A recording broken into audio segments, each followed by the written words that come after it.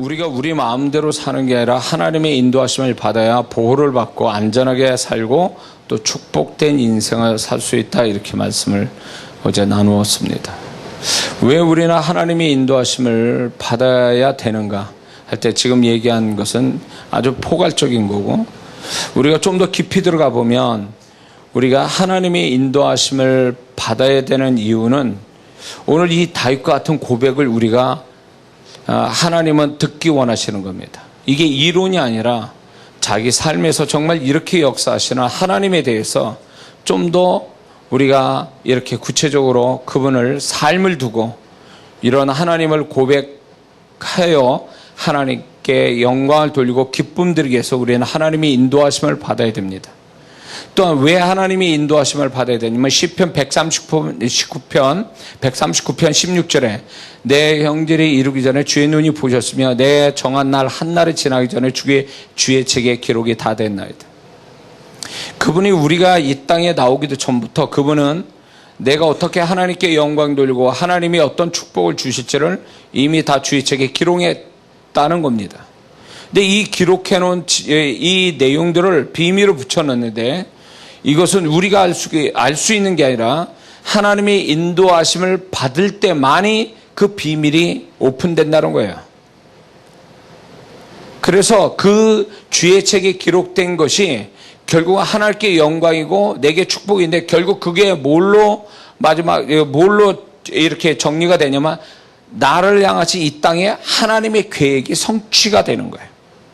그래서 우리는 하나님의 인도하심을 절대적으로 받아야 됩니다. 또 하나님의 인도로 받아야 될 이유가 뭐냐면 하나님의 인도로 받으면서 그 하나님이 나같이 아무것도 아닌 내가 부족하고 못났고 하나님 앞에 별것도 아닌 내가 하나님의 인도하심에 대한 축복을 받고 있다라는 것에 대해서 얼마나 내가 은혜 받는 자인가를 실감나게 경험시키기 위해서 하나님은 우리를 인도해 주신다는 거예요.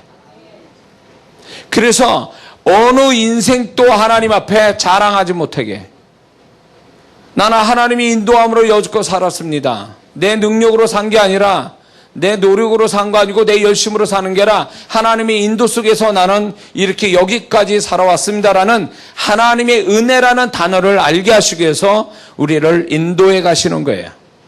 그래서 하나님의 인도를 모르는 사람들이 교만하고 자기가 다 한 것처럼 생각하고 하나님을 무시하지 정말 하나님의 인도를 제대로 받고 산 사람은 이렇게 말할 수가 없다라는 거죠. 그렇게 교만할 수가 없어요.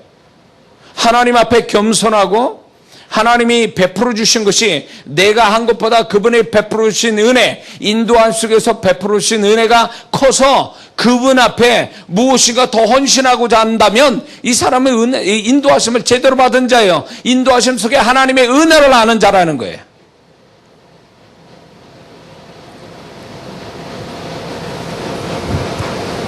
우리가 하나님의 인도하심을 받아야 되는 이유가 있다면 하나님의 존재를 좀 더 선명하고 그 하나님이 얼마나 나에게 좋으신 분인가를 실감나게 경험시키기 위해서 하나님이 인도하시는 거예요. 그래서 하나님의 그 선하심, 인자하심, 그분의 좋으심을 정말로 실감나게 경험한 사람은 하나님의 인도함을 받는 자만이 알지 교회 안에서 성경 공부를 하는 사람은 모르는 거예요. 그 하나님을요. 구약의 성경에 기록된 과거의 그 하나님을 배워서 하나님은 이런 분이가 이러지 자기 삶을 두고 하나님이 정말 이렇다 이런 하나님이라고 자신 있게 나의 하나님은 이렇다라고 얘기를 못한다 그 얘기예요. 다윗이 이렇게 얘기할 수 있는 것은 그 하나님이 조상적으로 아는 하나님, 율법 속에 계신 하나님이 아니라 자기 삶에서 경험된 하나님이기 때문에 나의 하나님이고 그분의 사랑이, 선하심이, 인자심이 얼마나 큰가를 그는 실제 경험하여 고백했기 때문에 하나님이 그의 말을 신뢰하고 그의 말이 맞다고 그의 말을 인정했기 때문에 성경으로 기록해 놓은 거예요. 근데 오늘날 하나님이 들을 때 야, 너 헛소리 하는구나. 너는 알지도 못하면서 배워가지고 너 그런 얘기하는 거지? 배워가지고 교회에서 성경 공부해서 배워가지고 얘기하는 거지? 네가 정말 그 하나님, 네가 하나님을 아냐? 누구 어디 광고처럼 너희들이 개 맛을 알아? 그것처럼 너희들이 하나님을 아느냐는 거예요. 우리가 성경에 나타난 이 과거의 하나님을 안다서 다 아는 겁니까? 지금 나와 함께 하시는 하나님, 지금도 쉼 없이 나를 위해서 일하시고 나를 이끄시는 그 하나님을 내 삶에서 경험되지 않는다면 그 사람은요, 막연한 하나님이에요. 성경 공부에서 만난 하나님이고 구약의 하나님이라는 거예요. 과거의 하나님만 아는 거예요. 과거의 하나님. 그게 무슨 신앙이야, 그게. 다윗이 그 엄청난 전쟁터에서 살면서 이스라엘 왕 될 때까지 그가 험난한 인생을 살았는데, 그 험난한 인생 속에 하나님이 거기에 함께 하셔서 인도해 주셔서 그는 극적으로 이스라엘 왕이 되고 하나님의 계획을 이뤄갑니다. 그러니까 그는, 이거는 성경 공부로 배워진 하나님도 아니요, 율법에서 배운 하나님도 아니에요. 조상으로부터 배운 하나님이 아니고요, 자기의 삶과 함께 하신 하나님을 실감나게 고백하는 거죠. 근데 교회 안에 이런 사람 많습니다. 자기 삶의 하나님은 하나도 경험되지 않으면서 교회에서 배워진 하나님, 그거 가지고 자기가 다 아는 것처럼 착각해요. 그게 모래성을 쌓는 거예요. 어느 순간에 무너져 버려요. 그 신앙은요, 자기 삶에서 경험되지 않은 하나님을, 그 하나님을 끝까지 따른다고요? 거짓말이에요. 교회에서 배운 성경 공부 가지고는 안 돼요. 그 신앙이 자기가 볼 땐 굉장한 것 같지만 세상 바깥에 어떤 문제 딱 만나면요, 그 하나님 또 없어져 버려요. 자기 생각에 환경과 사람 찾아다니지. 그게 무슨 하나님을 어디서 안다는 거예요, 도대체. 하나님을 안다라는 것은요, 하나님을 안다는 것은 단어가, 안다라는 단어가 성경에 두 가지로 써요. 지식적으로 아는 거와 경험적으로 안다. 이 단어가 두 개가 있어요. 안다라는 단어가. 근데 성경 안에는, 우리 한글 성경에는 그냥 안다라는 이렇게 단어야. 알다라는 그 단어가, 동사가 그냥 하나로 쓰고 있다고요. 그러니까 그 원어상으로 들어가 보면요, 그 알다라는 단어가 지식적으로 아는 거와 경험적으로 아는 이 단어를 쓰는데, 이 구약이나 신약에 하나님을 안다, 주님을 안다 할 때 그건 지식적인 단어로 쓰는 게 아니라 경험적 단어로 쓰는 거예요. 알다라는 단어가. 그래서 그 경험으로 알아진 하나님이 그게 그 신앙의 기본이 되고, 그래서 흔들리지 않는 신앙으로 살아가는 거예요. 근데 오늘날 많은 교회 생활하고 많이 세련된 신앙생활하지만 과연 하나님을 아냐, 그거예요. 교회 없으면 어떻게 신앙생활해? 교회 없으면, 교회 안 나면 딱 완전한 세상 사람이에요. 하나님 모르는 사람이에요. 그런 사람에서 무슨, 그런 사람의 하나님의 인도하심을 어떻게 하냐 말이에요. 인도 받을 줄도 모르고 하나님이 이끌어도 모르는 사람들이에요. 그러니까 그건 신앙이 아니지. 하나님이 인도하심을 받아야 하나님과 함께 사는 자가 되는 거지. 하나님이 인도 받을 줄도 모르고 하나님이 이쪽으로 인도하는데 자기는 저쪽으로 왔는데 그게 무슨 하나님과 함께 사는 거예요, 그게. 그 저쪽에서 무슨 하나님을 만나냐고. 못 만나죠. 그 속고 있는 거예요, 자기는. 그 하나님이 자기가 함께 하는 줄 알고. 자기가 하나님과 함께 하기가, 그럼 가야지, 같이 가야지.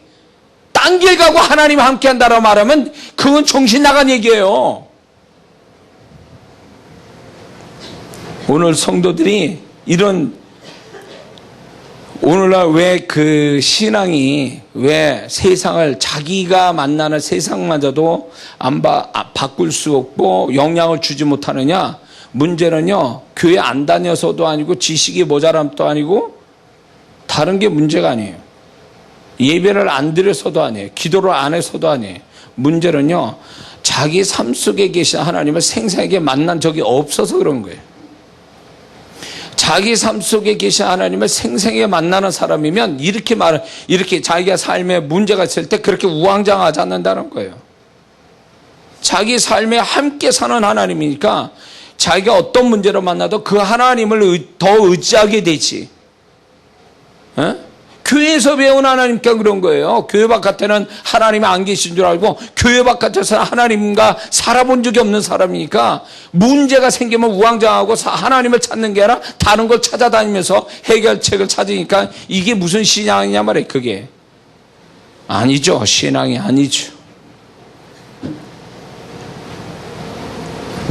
그래서 우리가 하나님의 인도하심을 받는 것이 그분이 예비한 축복을 받기 위하여 인도함 받지만 그게 하나님의 인도함 받는 모든 그 축복 중에 모든 목적 중에 일부분에 지나잖아요. 근데 우리는 그 일부분에 지나지 않는 하나님의 인도하심의 축복을 그게 전부인 줄 아는 거예요.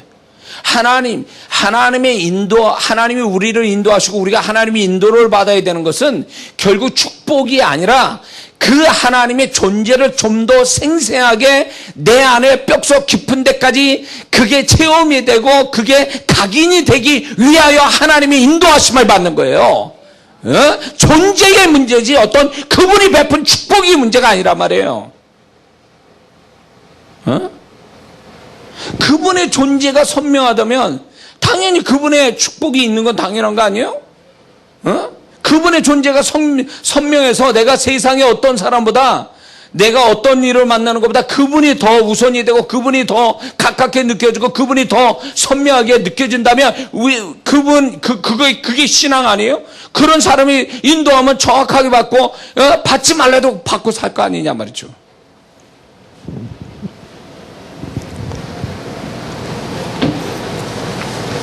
그래서 오늘날 신앙의 문제는 뭐냐? 하나님의 능력이라는 거, 하나님의 부수적인 거, 하나님의 능력, 하나님의 축복 이런 거에 초점을 맞추고 있지 하나님 존재에 대한 초점을 안 맞추고 산다는 거예요. 하나님의 존재가 내가 선명하게 경험이 되면 그분의 능력과 축복은 자동으로 따라오는 거예요. 내가 그분의 존재가 선명해가지고 그분 놓치면 안 될 것 같고 그분과 함께 살아야 되겠다고 몸부림치는데 그분이 가지신 것이 내게 흘러 도르지 않겠냐 말이에요. 근데 그분의 존재는 희미하고 그분이 가지신 능력이나 은혜나 축복에만 우리가 자꾸 초점을 맞춰두니까 이게 신앙이 이상한 신앙이에요. 하나님이 없는 신앙이에요. 하나님의 부수적인 것에 매달리는 그게 우상이 되는 거예요. 우상이 되어버리는 거예요. 그분의 은혜, 그분의 능력, 그분의 축복이 우상이 되어버리는 거예요. 하나님의 존재를 만나지 못하니까. 축복이 우상이 돼봐요. 웃기는 신앙이 돼버리는 거예요. 하나님은 없어요. 오로지 하나님 축복만 주세요. 하나님을 이름을 빌어 그분의 축복만을 구하는 거예요. 그러다 보니까 하나님과의 정상적인 인격적인 교통이 안 돼요. 인격적인 관계가 아니에요. 그거는. 그러니까 광야 1세대가 하나님을 정말 인격적으로 만났다면 그렇게 40년 더 원망했겠어요? 뭔가 배고프고 목마르다 그래서 하나님을 그렇게 모세를 향하여 하나님을 원망할 수 있겠냐 이거예요. 왜 그럴까요? 그들은 하나님이란 존재는 관심이 없어요. 그분의 마음, 그분의 존재는 관심 없고 그분이 우리한테 베풀 능력이나 축복만이 중요할 뿐이에요. 그러니까 그게 충족이 안 되면 하나님 쉽게 떠나고 욕하고 돌아서는 거죠. 그런 자는 가나안은 이미 없는 거예요. 오히려 하나님 앞에서 정죄받고 징계받아 광야에서 죽을 사람들이에요. 우리가 이런 신앙 되면 안 된단 말이에요. 이런 신앙 되지 말라는 거예요. 그래서 다윗이 하나님의 인도하심을 받는데 그 인도하심이 시편을 보면 이 23편을 잘 보세요. 그가 하나님의 인도하심을 받고 사는데 그 인도함에 푸른 초장 잔잔한 물가가 목적이 아닌 거예요. 그분의 선하심과 인자하심, 그분이 나를 지팡이와 막대로 아냐는 그분의 손길. 그러니까 이 다윗은 하나님의 존재에 초점을 맞추고 있는 거예요. 그 인도함의 핵심은 하나님의 존재를 아는 거였다 그 얘기예요. 할렐루야. 그래서 다윗을 하나님이 그렇게 좋아하는 거예요. 구약의 그때 당시의 성도들은요, 내 하나님이 이거 하며 복 주시고 이거 안 하면 저주받는다 그러니까 그들은 그렇게 그걸 해야만 하는 거예요. 그게 인격적 하나님의 만남이 아니라고요. 율법을 통하여 하나님을 만나고자 하는 것은 그 하나님의 존재를 더 알게 하기 위해서 율법이라는 다리를 건너게 하는 건데, 율법 자체가 목적이 되어버리니까 하나님의 존재를 잃어버린 거예요. 그런 사람의 아주 압축시켜서 만든 게 바리새인 서기관들이라는 거예요. 대제사장 신약에. 그들을 어떻게 얘기했어요? 마태복음 23장에 주님이 어떻게 얘기했어요? 그들이 하나님이란 존재를, 너희 하나 하나님의 사랑이 없도다. 율법은 잘 지키는데 하나님이란 존재는 없는 거예요. 하나님과의 소통은 없는 거예요. 하나님과의 교통에서 오는 사랑의 마음도 없는 거예요. 그러니까 주님이 그들이 율법을 잘 지켜도 뭐라 그래요? 율법 지킨 거에 대해서 뭐라 하지 않아요. 근데 율법을 지키는데도 불구하고 그들의 마음이 악한 것과 하나님과의 관계가 없는 것들에 대하여 화가 있다 말씀하신 거 아니에요? 아멘해요. 우리가 이 지경이 되면 곤란하다 그 얘기요. 우리가 신종 바리새인, 신종 구약 성도가 되어버리면 골치 아픈 거예요. 이거 신앙생활을 한참 잘못하고 있는 거예요. 초점이 안 맞고 정신 나간 신앙생활하는 사람이 얼마나 많은 줄 아세요? 교회 안에 신앙 같지도 않는 거, 하나님이 인정도 못 해줄 신앙들, 그래가지고 그걸 신앙이라고 하나님 앞에 인정받을 거라고 착각하고 사는 신앙생활이, 정신 나간 신앙생활 얼마 만에 목사의 눈으로 볼 때 정신 차려야 돼요.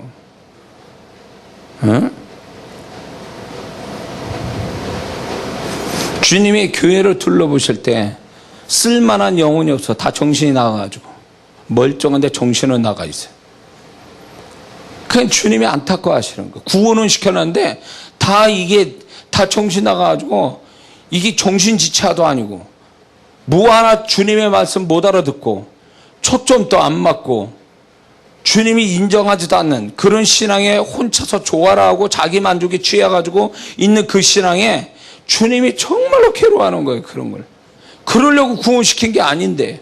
근데 이게요, 어떤 면에서 보면 성도 책임도 아니요, 그걸 바른 길을 지도하고 인도할, 어떻게 보면 나 같은 목사의 책임이요.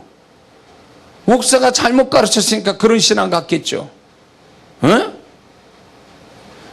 목사님이 성도를 눈치로 보니까 신앙에 제대로 된 신앙을 가르치지 않으니까 그게 그렇게 돼버린 거예요. 성도가 자기가 그 잘못된 신앙을 가진지도 모르는 거지. 하나님 앞에 그게 못 배워서 그래. 그런 걸 제대로 못 배워가지고. 지식의 신앙, 율법적 신앙이 결국 눈을 가리고 머리를 정신 나가게 만든 거예요. 살아계신 그분과의 소통하는 법을 배우고 그분의 마음을 받고 그분의 음성을 듣고 내 삶에 그분과 함께 살고 그분의 인도함을 받는 이런 삶을 살았다면 그렇게 정신 나간 짓은 안 하죠. 그렇게 정신 나간 신앙은 안 한단 말이에요.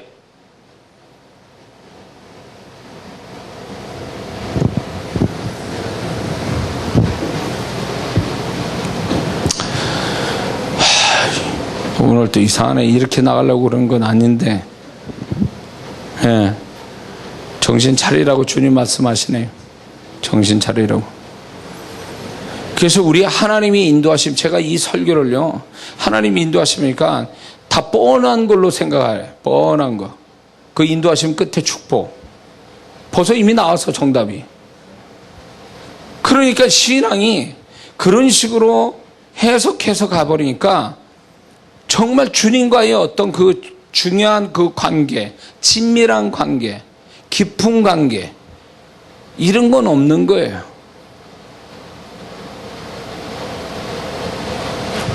집에 자식이, 부모가 있는데 부모하고 이런 집도 있어요.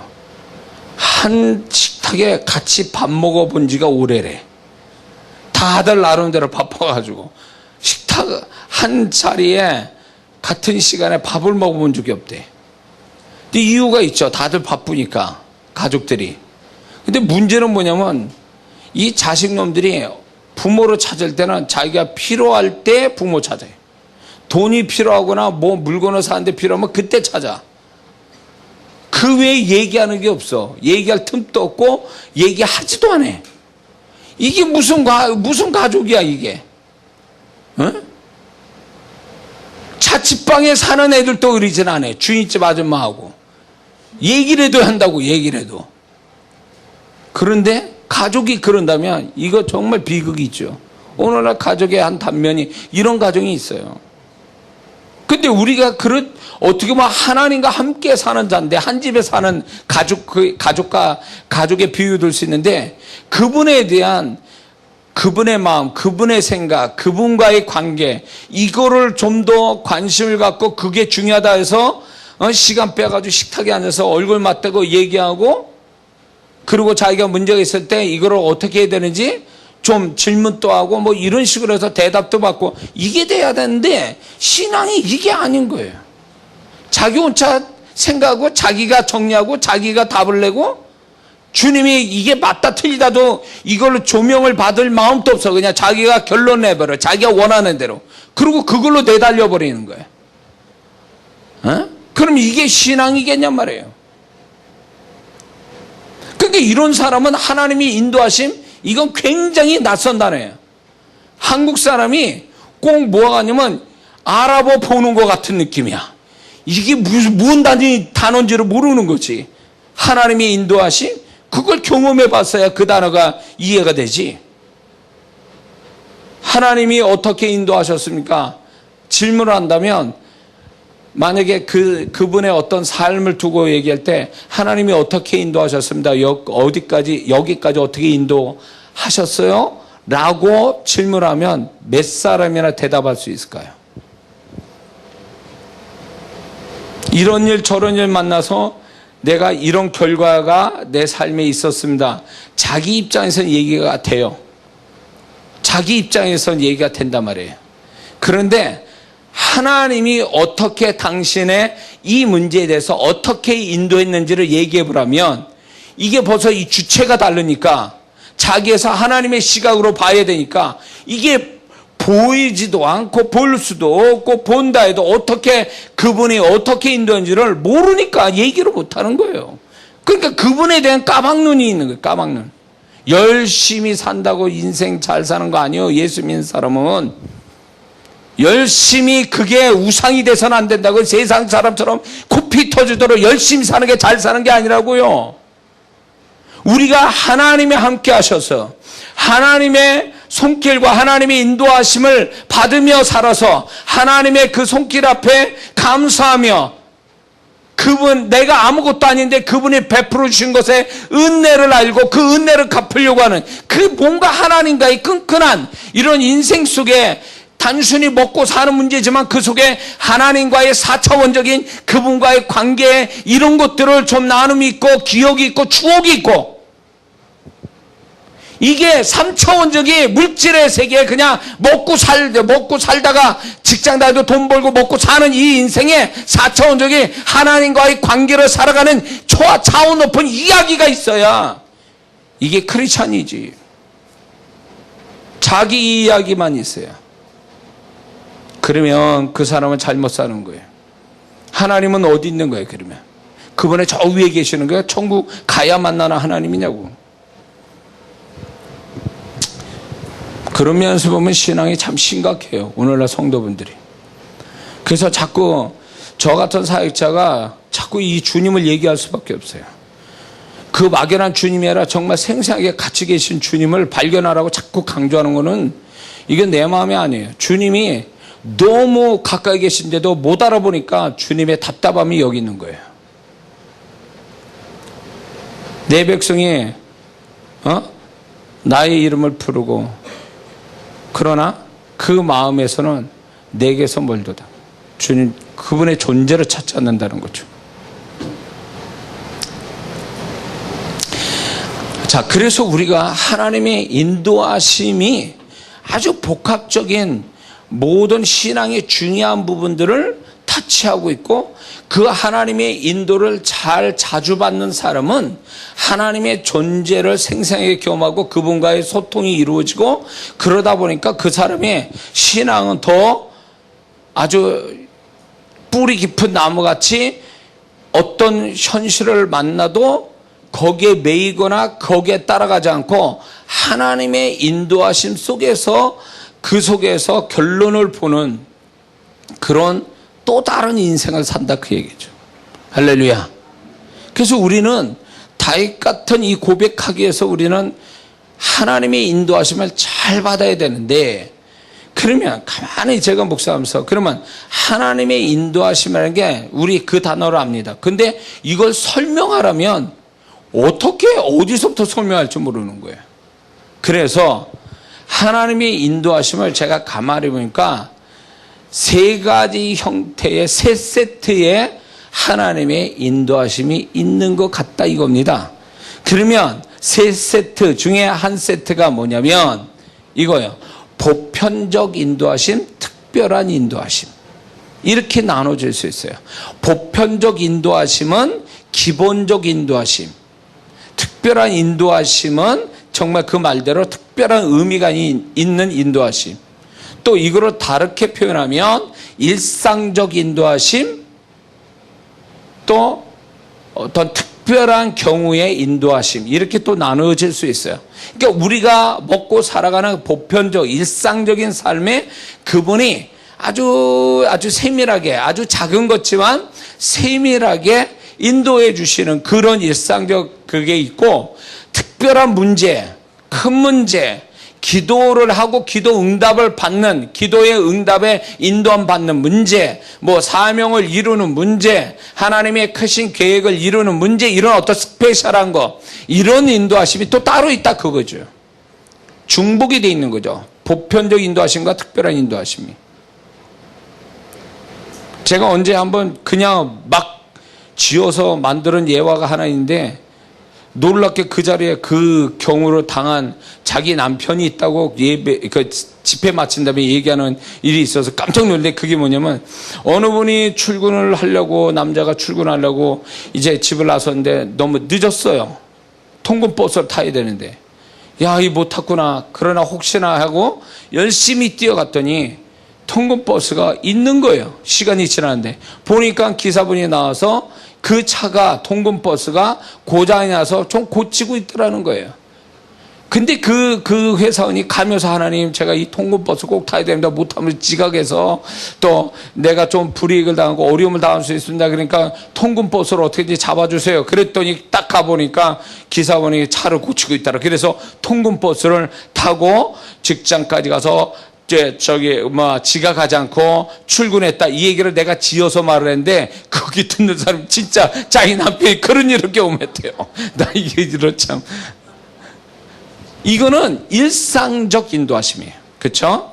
일상적, 아주 작은, 살아가는데. 근데 우리는 이런 일상적 인도하심만 있는 게 아니잖아요. 우리가 크게 어떤 문제를 해결하거나, 큰 축복을 구하거나, 이럴 때는 특별한 어떤 인도하심이 있는 거예요. 그래서 그거의 인도하심을 우리가 이제 제가 쭉 설명을 할 겁니다. 어떻게 인도함 받고 인도함에 대한 우리가 미처 생각하지 못한 고정관념, 우리가 인도함을 못 받는 고정관념 같은 거를 제가 쭉 설명을 할 거예요. 제가 경험한 것들이니까.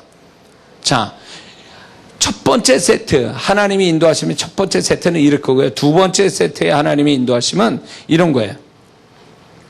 강권적인 인도하심, 간절함의 인도하심, 이렇게 구분할 수 있어요.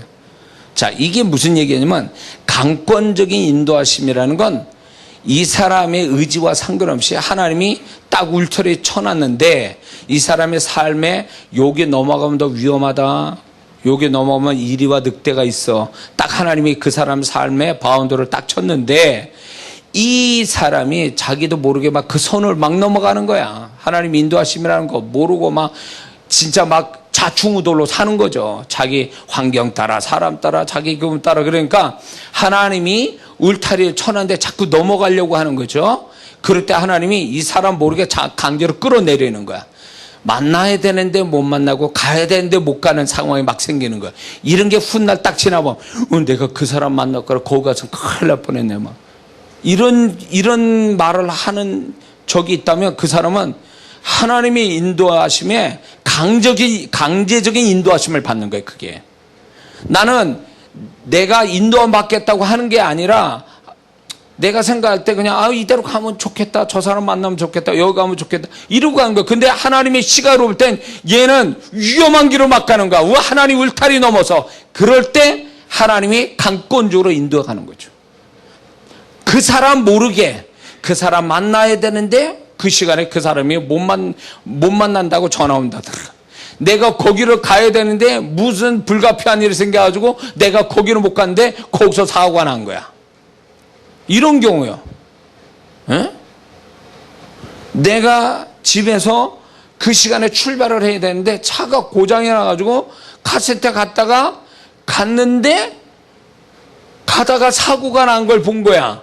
가만히 보니까 내가 그 시간에 제대로 출발했으면 그 사고는 내가 당하는 거야.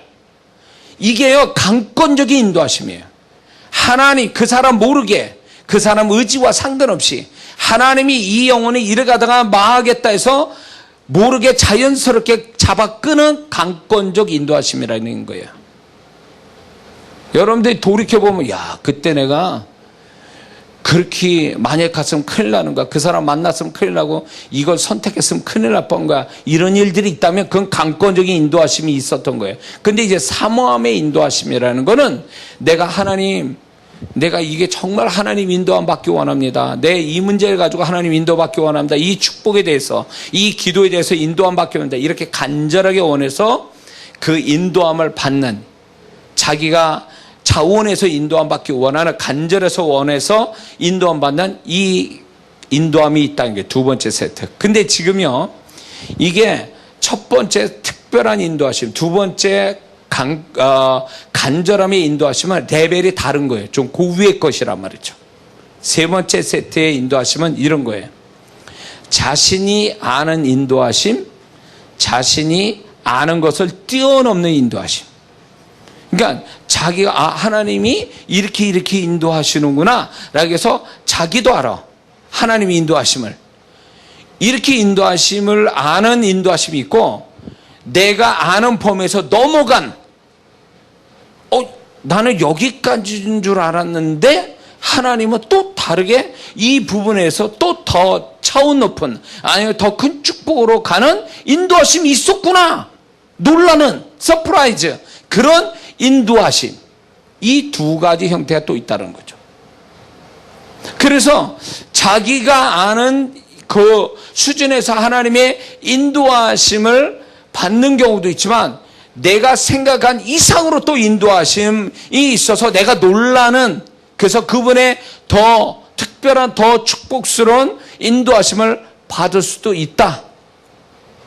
이해가 되세요? 그래서 이 세 세트에 하나님의 인도하심이 있는데, 지금부터 얘기하는 건 가장 낮은 레벨의 인도하심이 아니라 좀 더 높은 차원의 인도하심을 받는 데서 오는, 우리가 알아둬야 될 영적인 속성, 그리고 우리가 실수할 수 있는 부분에 대해서 제가 경험한 것들에 대하여 이제 그것이 맞다고 해서 제가 하나님이 저게 보증해서 이제 그 얘기를 하려고 합니다. 그래서 여러분들이 좀 더 낮은 차원이 아니라 좀 더 높은 차원의 인도하심을 받아서 영육으로 풍성함을 누리는 인도함의 끝을 우리 모두가 봐야 될 줄 믿습니다. 그러면 자 보세요. 하나님의 이제 더 수준 높고 특별하고 내가 아는 것 이상이 뛰어넘는 더 큰 축복으로 나아가는 인도하심을 우리가 받으려면 알아야 될 게 첫 번째는 뭐냐면, 하나님의 인도하심은 첫 단계에서 끝내는 게 아니라 보통 대나무 마디 같은 여러 단계를 거쳐서 완전한 하나님의 인도하심의 끝을 보게 하신다는 거예요. 이 말이 이해하세요? 하나님의 인도하심은 하나로 딱 끝나는 게 아니에요. 하나님 이거 인도해서 시작해서 딱 결말을 보는 게 아니라, 이 사람의 인도함을 하나님이 인도할 때 대나무 마디같이 몇 단계를 거쳐서 그 인도함의 완성을 보게 하신다, 그 얘기예요. 다윗을 보세요. 다윗이 처음부터 이스라엘 왕이었어요? 아니에요. 왕으로 기름 부음 받네. 그거 어떻게 했어요? 다윗은요 사울에게 픽업됐어요. 소문에 의해서. 그래서 저기를 타잖아요. 수금을 타면서 사울의 악신을 쫓아주었잖아요. 그러다가 골리앗을 만나고 골리앗 만난 다음에 골리앗 죽이고 그 다음에 천부장이 되고 그 다음에 사울의 사위가 되고 그러다가 쫓겨가고 그러다가 유다 왕이 되고 유다 왕이 됐다가 이스라엘 왕이 되잖아요. 그러니까 이게 하나님의 계획이 이스라엘 왕인데 이 다윗이 이 완벽한 하나님의 인도하심에 몇 과정을 지금 몇 단계 거쳐가잖아요. 이걸 얘기하는 거예요. 그래서 우리가 하나님 내게 이런 축복 주세요 라고 그러면 그게 금방 금방 이 택배 기사가 와듯이 택배 전달하듯이 그렇게 오는 줄 알아? 아니요. 몇 단계 거쳐갈 때, 근데 그 단계가 얼마나 갈지를 나도 몰라. 몇 단계를 가야 될지 몰라. 그러나 하나님이 그 단계를 잘 인도받아서 인도함의 끝에 완성된 하나님의 그 인도함의 끝에 축복을 보게 하신다. 그거예요. 그러니까 거기까지 가야 된다는 거예요. 근데 다윗이 가다가 말았어. 사울한테 쫓겨가지고 지쳐가지고 에라 모르겠다 그래가지고 딴 나라 가서 알바하면서 살아. 그러면 무슨 이스라엘 왕이 되겠어요? 아무리 하나님의 계획이 그렇고 인도하려고 하는데 내가 그 하나님의 인도하심이 이제 거쳐가서 인도를 하고 계시는데 그 중간쯤 가서 못 견디는 거지. 야 이렇게 살아 뭐하냐. 그래서 딴 길을 싹 세버려. 그러면 끝난 거예요. 그러니까 인도하심을 받을 때는 그분이 이끌어갈 때 힘들고 어려워도 끝까지 가야 뭐가 완성이 되는데 중간에 힘들다고 자기 생각의 상황에 따라 막 틀어지잖아요. 그럼 그동안 인도하는 게 다 끝나버리는 거예요. 우리는 그걸 모르죠. 그러니까 내가 하나님이 인도를 잘 받았으면 더 무엇인가 더 잘 되어지고 더 큰 거를 받을 텐데 내가 중간에 잘 받다 중간에 새끼를 빠져가지고 그게 미완성으로 딱 끝나버리는 거죠. 미완성으로. 그런 일이 얼마나 많아. 자기가 생각할 때 야 껄쩍지근하다. 하나님은 좋은 거 온전한 걸 주신데 왜 나는 이게 대다 마른 것만 받냐 이게. 생기다 마른 걸 받냐 내가. 먹지도 못할 풋사 같은 걸 내가 받냐. 이렇게 만약에 생각이 든다면 하나님이 그렇게 인도하신 게 아니에요. 그게 인도함이 끝이 아니라 중간에 틀어졌기 때문에 그거 거기서 딱 멈추니까 그것만 갖게 되니까 감질 나는 거예요. 그리고 뭔가 석연치 않은 거예요. 뭔가 느낌이 이상해. 뭔가 부족해. 그렇다면 그 사람은 인도함의 중간에서 멈춘 거예요. 그 인도함의 끝을 못 본 거예요. 그래서 그런 사람은 하나님을 오해합니다.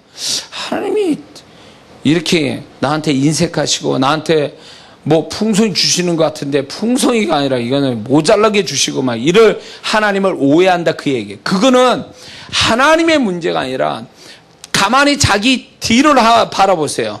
그 반쪽의 축복을 받을 때 하나님의 나라를 어떻게 인도했는지. 그리고 반쪽의 축복으로 끝났을 때에 내가 그때 어땠는지를 봐야 돼요. 인도함을 제대로 받고 간 데서 온 건지 아니면 새길로 빠지다가 거기서 받은 건지 우리는 그걸 분별할 수 있어야 돼요. 에? 우리가 알아야 될 게 뭔지 아세요? 이제 두 번째 이게 우리가 하나님 인도하심에 알아야 될 게 뭐냐면 하나님의 인도하심 여러 단계에서 중간에서 만약에 한 단계만 놓쳐도 끝을 못 본다는 거예요. 자, 예를 들어서 보세요. 다윗의 인생을 쫙 훑어보자고요. 만약에 다윗이 골리앗을 안 죽였어. 그럼 어떻게 되는 거예요 도대체? 영화를 어떻게 찍어야 돼? 이게 골리앗을 죽여 그 다음에 정말 흥미진진하게 다윗의 인생을 장면을 찍을 수 있는데 다윗이 골리앗을 못 죽였어. 내지는 겁이 나가지고 집으로 돌아갔어. 아버지 심부름으로 형들한테 음식 주고 집으로 돌아갔어. 그러면 어떻게 되는 거예요 도대체? 전개가 어떻게 되는 거예요? 하나님이 왜 그 시간에 왜 다윗이 골리앗을 만났게요? 그게 다윗의 몫이에요. 하나님이 인도하심이에요. 그걸 뚫고 지나가야 다윗의 인생이 하나님의 한 단계 넘어가는 거거든요. 정말 무지막지한 험한 단계죠. 근데 다윗은 그걸 넘어갔다는 거예요. 그러니까 그 다음에 전개가 된 거예요. 그때부터 인생이 이게 업그레이드 된 거예요. 양측에서 갑자기 천부장이 돼버리는 거예요. 이게 군대 장관이 돼버리는 거예요. 이게 여기서부터 하나님의 이 인도하심이 급격하게 올라가서 속도감이 있게 진행되는 거죠. 그러니까 다윗이 만약에 인생 속에 하나만 딱 스톱이 되거나 안 하면 모든 게 다 무너지는 거예요. 모르겠어요. 하나님이 다른 식으로 인도할지 몰라도 우리가 이 성경을 보면 하나님의 그 코스가 있단 말이에요. 그거대로 갔기 때문에 다윗이 이스라엘 왕까지 된 거예요, 사실은. 응? 그래서 우리가 이제 이 보편적, 일상적 인도하심은 뭐 그렇게 뭐랄까 그 속에서 하나님의 좋으신 잔잔한 그분의 손길을 우리가 감사하며 살 수 있지만 정말 큰 거, 중요한 거 이런 것들을 우리가 이루기 위해서는요 눈을 부릅뜨고 하나님이 어떻게 인도하는지 거기다 집중해서 봐야 돼요. 예를 들어서 하나님이 기도에 엄청난 기도를 해요. 하나님 앞에. 근데 기도를 하면 하나님이 그걸 이루기 위해서 하나님이 그 다음부터 기도 끝난 다음에 그 관련된 사건을 만나게 하고 이끌어 가시는 거에 대해서 나는 그 눈을 부릅뜨고 쳐다보고 내가 기도 이렇게 했으니까 하나님이 나를 이렇게 인도해 가시는구나 이거로 딱딱 눈치채야 되는데 아니 기도는 해놓고 널브러져 있는 거죠. 그리고 그거에 관련된 일을 딱 주셨는데 감을 못 잡아. 자기 기도 때문에 하나님 그렇게 작업했는데 자기가 몰라봐. 자기 자식을 나중에 몰라보는 것 같이 낳은 자식을 자기가 몰라봐. 그런 식이에요. 그러니까 하나님의 인도를 받는데 몇 단계 거쳐서 그 사람의 어떤 그 인도하심의 끝을 보게 하려고 하는데 이 사람이 몰라봐서 아니면 거기서 스톱해가지고 다 무너지는 거예요. 그래서 내가 뭔가 기도하거나 뭔가 축복을 구하고 뭔가 문제를 풀거나 그게 특별한 의미가 있고 중요하다면요 그 기도하는 게 중요한 게 아니고 물론 기도되죠. 그러나 더 중요한 건 하나님이 어떻게 인도하시는가에 눈을 부릅뜨고 거기에 초점을 두고 거기다 다른 거는 안 보이고 이런 게 있습니까? 이런 거 아십니까? 내가 사랑하는 사람을 이렇게 볼 때에 정말 남녀가 사랑을 해요. 요즘 애들은 대담해. 대담하다 못해 아주 너무 하는 게 있어요. 보는 사람이 있는데도 그거 안 한 것도 없어. 지들만 좋으면 된다는 거야. 이건 꼴불견이에요 사실은 진짜. 근데 사랑하는 남녀가 있다면 여러분들도 그런 경험이 있을지 모르겠지만 그 사람만 보이는 거예요. 주변은 다 흐리흐리해. 사진 찍을 때 그렇잖아요. 인물 사진 찍을 때 인물만 정확하게 나와 나머지 다 흐릿흐릿하잖아요. 그런 거죠. 우리가 하나님의 인도하심을 받을 땐 그렇게 봐야 돼요. 그분의 인도하심만 선명하고 나머지는 다 흐리흐리해. 이래야 인도함을 제대로 받고 그거구나. 그 다음에 장면이 이렇게 가는구나, 이렇게 있구나. 이래야 내가 그분의 눈치를 채고 흘러가는데, 같이 가는데. 근데 그거를 몰라. 다 흐리흐리해. 그러니까 이게 인도함을 못 받으니까 나중에 자기는 기도는 엄청 잘해놨는데, 생각은 엄청 좋은 생각인데, 사실은 인도함을 못 받아서 그게 생각으로 남고 입술의 고백에서만 끝나는 거죠. 이런 경우가 있다는 거예요. 이런 경우가. 그러니까 다윗은요 하나님의 인도를 받기 위해서 전쟁 한 번만 치를 때마다 하나님께 물었다는 거 아니에요. 뭘 물어? 지금 죽느냐 사냐 문제에 뭘 하나님께 물어봐요. 근데 다윗은 이 전쟁은 하나님께 속한 거니까 하나님이 주권을 갖고 있으니까 하나님께 물었다. 이렇게 해서 돌다리 두드리고 가듯이 그렇게 가서 이스라엘 왕이 됐다 그 얘기예요. 이스라엘 왕이. 우리가 그렇게 돼야 되는데 우리는 그냥 그분의 인도하심에 초점 맞춰 거기만 포커스로 맞추고 가는 게 아니라 모든 걸 다 포커스로 맞추고 있는 거예요. 그러니까 정작 하나님이 인도하심을 전혀 모르는 거죠. 이해가 되십니까? 그리고 여기서 하나님이 인도하심에 또 우리가 알아야 될 게 하나님이 이끄심에 단계마다 시간 차이가 있어요. 똑같은 시간 똑같지 않다는 거야. 다 같이 만약에 10단계가 있어. 예를 들어서 그러면 하나님이 인도하심이 한 단계, 이 1단계가 1시간이라고 해서 2단계도 1시간, 3단계도 1시간. 그래서 도합 10단계, 10시간 돼서 하나님이 역사하는 게 아니라는 거예요. 그 단계마다 시간 차이가 있어. 어떤 거는 1시간짜리, 어떤 건 3시간짜리, 3시간 거쳐야 그 다음 단계 넘어가는 이런 하나님의 인도하심에 그 시간차가 있다는 거예요. 그거를 알아채야 된다는 거예요. 그런데 보세요. 다윗이 15살에서 19살 정도가 이제 그가 양측에서 기름 부음을 받습니다. 근데 사울에게 쫓기는 게 최하 2년은 넘어요. 2년에서 5년 사이에. 유다 왕으로 7년 6개월을 유다 왕 합니다. 그리고 이스라엘 왕이 돼요. 시간이 다 틀려요. 하나님 인도하심에 대한 단계가 시간표가 다 틀려요. 근데 우리는 어떻게 생각하는 줄 아세요? 여기서 내 시간이 정해지거나 아니면 자기가 못 견뎌해서 자기가 시간표를 만들어 놓고 움직여버려요. 그러게 되면 하나님이 정해진 시간까지 기다렸다 그 다음 단계로 넘어가야 되는데 하나님이 정해놓은 시간에 내가 먼저 튀어버리는 거죠. 하나님이 이 시간에 2단계선 3시간짜리인데 자기가 못 견뎌서 1시간 만에 튀어나가 버려요. 그러면 어떻게 되는 거예요? 그 다음 단계에서는 어떻게 되는 거예요? 최하 2시간은 그냥 기다려야 돼. 그 다음 단계까지. 그러면 거기서 기다릴 줄만 하면 다행이에요. 못 기다려. 또 튀는 거죠. 그러면 이 단계가 다 잘못돼 버리는 거예요. 하나님은 그 단계에서 만나줘야 만나줘야 될 타이밍까지 다 맞춰놓고 가는데 내가 그 시간표를 다 망가뜨리는 거예요.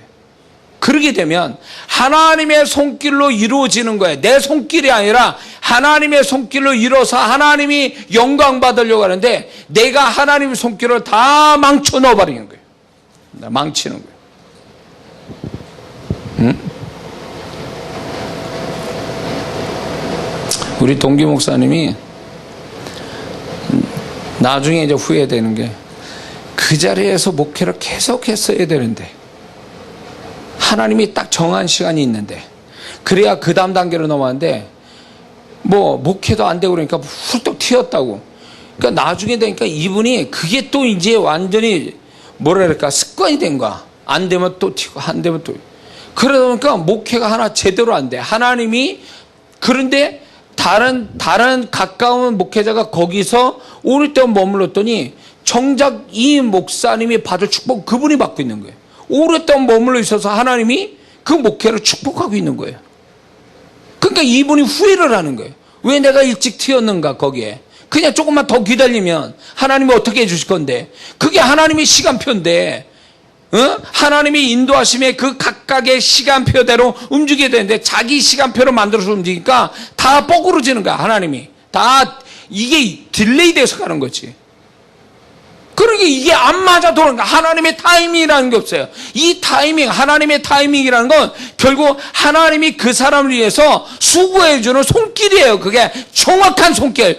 콤비네이션, 완전히 종합적으로 뭔가 딱 그 시간에 맞춰서 이 사람이 수고하잖아. 하나님만이 할 수 있는 이거를 선물처럼 주려고 그러는데 그 타이밍을 못 맞춰, 자기가. 그래서 인도함을 자기가 다 깨트리는 거죠. 그래서 생고생 하는 거예요. 생고생. 그래서 그 사람이 은혜로, 잘 들었어요. 은혜로 하나님이 그걸 다시 그 단계에서 다시 세팅해서 뭔가 이 사람이 그 경험에서 다음 단계로 넘어갈 때는 시간이 그만큼 더 딜레이 하는 거예요. 그만큼 그 사람은 시간을 이게 낭비하는 거죠. 이해되시면 아멘 하세요. 안 되더라도 아멘 해야 돼요. 이 얘기는. 왜냐면 이건 중요한 얘기예요. 이게 제가 어디서 책 뺏겨가지고 얘기하겠습니까, 이거? 아니요.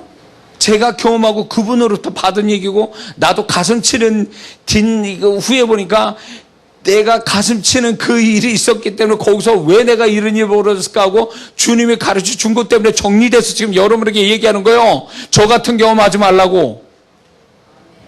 믿으십니까?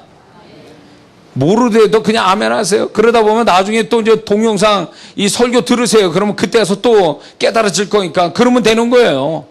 저 같은 괜히 인도하심에 손해보는 자 나오지 말라라고 저를 지금 샘플로 세워놓고 얘기하시는 거니까 저 같은 사람 여기 듣고도 그런다면 곤란한 거지. 듣고도 나와 같이 또 그런다면. 응?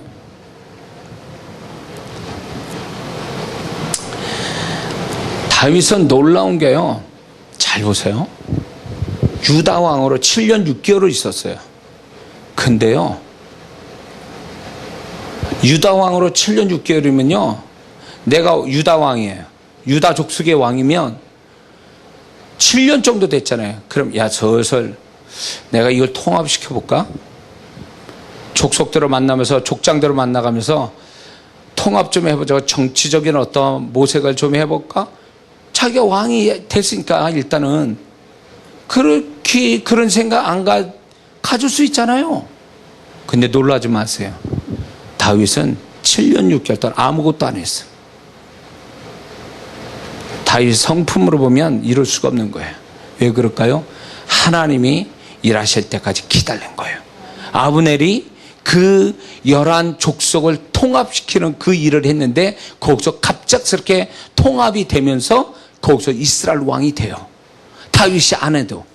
그러니까 다윗은 하나님이 어떤 그 다음 단계로 넘어가는 사인이 보일 때까지는 7년 6개월 동안 아무것도 안 하고 유다 왕으로 있었다는 얘기예요. 그러니까 하나님이 그 다음 단계를 그가 수고하지 않아도 하나님이 세워서 통합시키는 놀라운 일이 생기는 거예요. 네? 베냐민 집회하고 다윗 집회하고 다윗하고는요 완전 원수지간이에요. 근데 그 원수지간에 아브넬이 제 2인자가 그걸 나서서 통합을 시켰다는 거예요. 정말로 이해할 수 없는 일이 벌어진 거죠. 그건 왜 그럴까요? 하나님의 그 다음 단계 완벽한 이스라엘 왕으로 되는 여호와의 인도하심의 끝에 그것을 경험하기 위해서 다윗은 자기가 인위적으로 손을 대지 않고 하나님이 그 다음 단계로 넘어가는 사인이 올 때까지 그냥 유다 왕 7년 6개월을 보낸 거예요. 내가 왕 된데 한번 해볼 만한 거 아니에요. 왕의 권세를 가지고. 근데도 안 했다 그 얘기예요. 왜 그럴까요?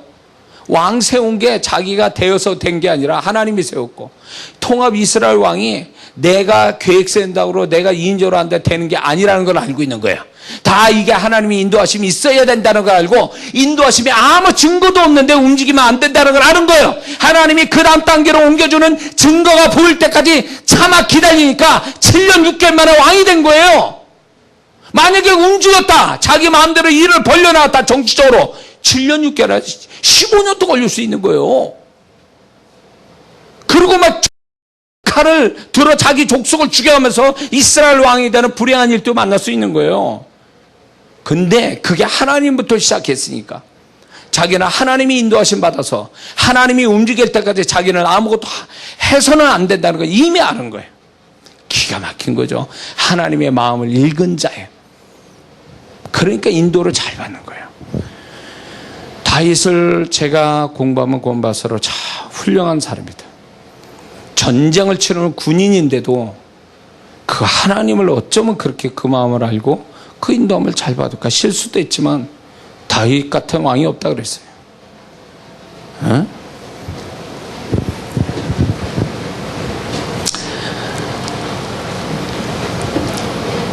자, 이스라엘 백성이 사실은요 광야에서 2년 3개월 정도만 되면 가나안 땅 들어갈 수 있는 찬스가 있었어요. 근데 그 2년 3개월을요 이 사람들이 2년 3개월 만에 딱 해서 들어가려고 했더니, 하나님 들여보내려고 그 다음 단계로 넘어가려 했더니 이 사람들이 거기서 머무른 거예요. 다시 돌아가자 이래가지고 그 2년 3개월이 40년 된 거 아니에요? 38년 37년이나 다시 돌아가는 거죠. 그 단계를 못 넘어간 거예요.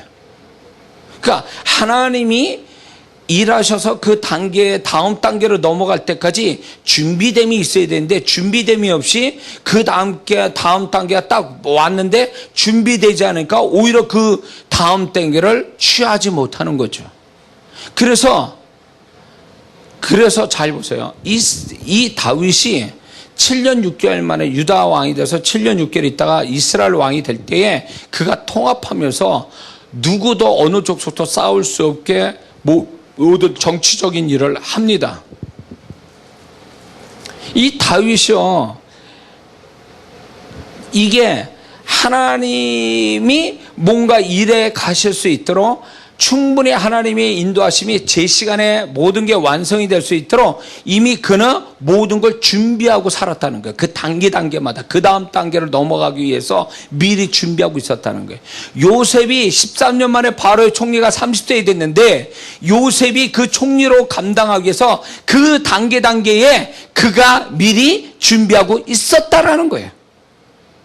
그러니까 그 다음 단계를 넘어가기 위해서 충분히 자기가 준비를 하면 그 다음 단계를 쉽게 만나주고 감당이 돼서 빨리빨리 하나님이 어떻게 보면 빨리빨리 진행될 수도 있다는 거예요. 하나님의 인도하심이. 응? 자, 이제 여기서 하나님의 인도하심에 중간에 끊기는 세 가지 이유가 있어요.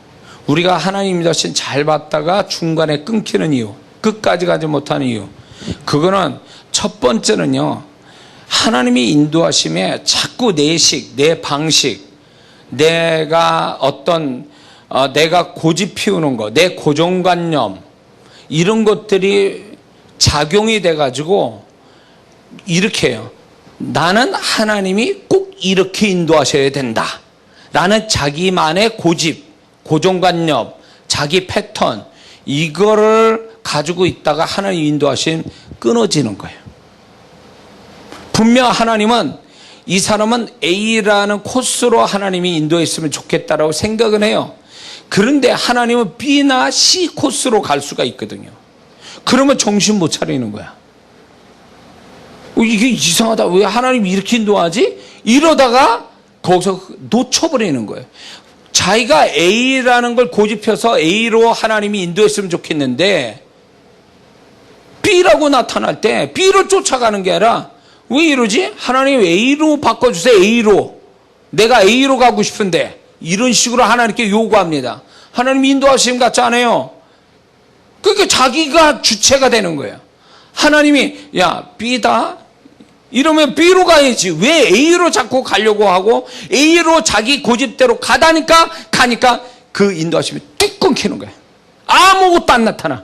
지금까지 잘 하나님이 이끄시는 증거들이 나는데 어느 순간에 그 증거들이 하나도 안 나타나면 그 사람이 하나님 인도하심이 스스로 끝내신 게 아니라 내가 중간에 끊어놓은 거예요. 그 중에 하나가 내 고정관념이에요.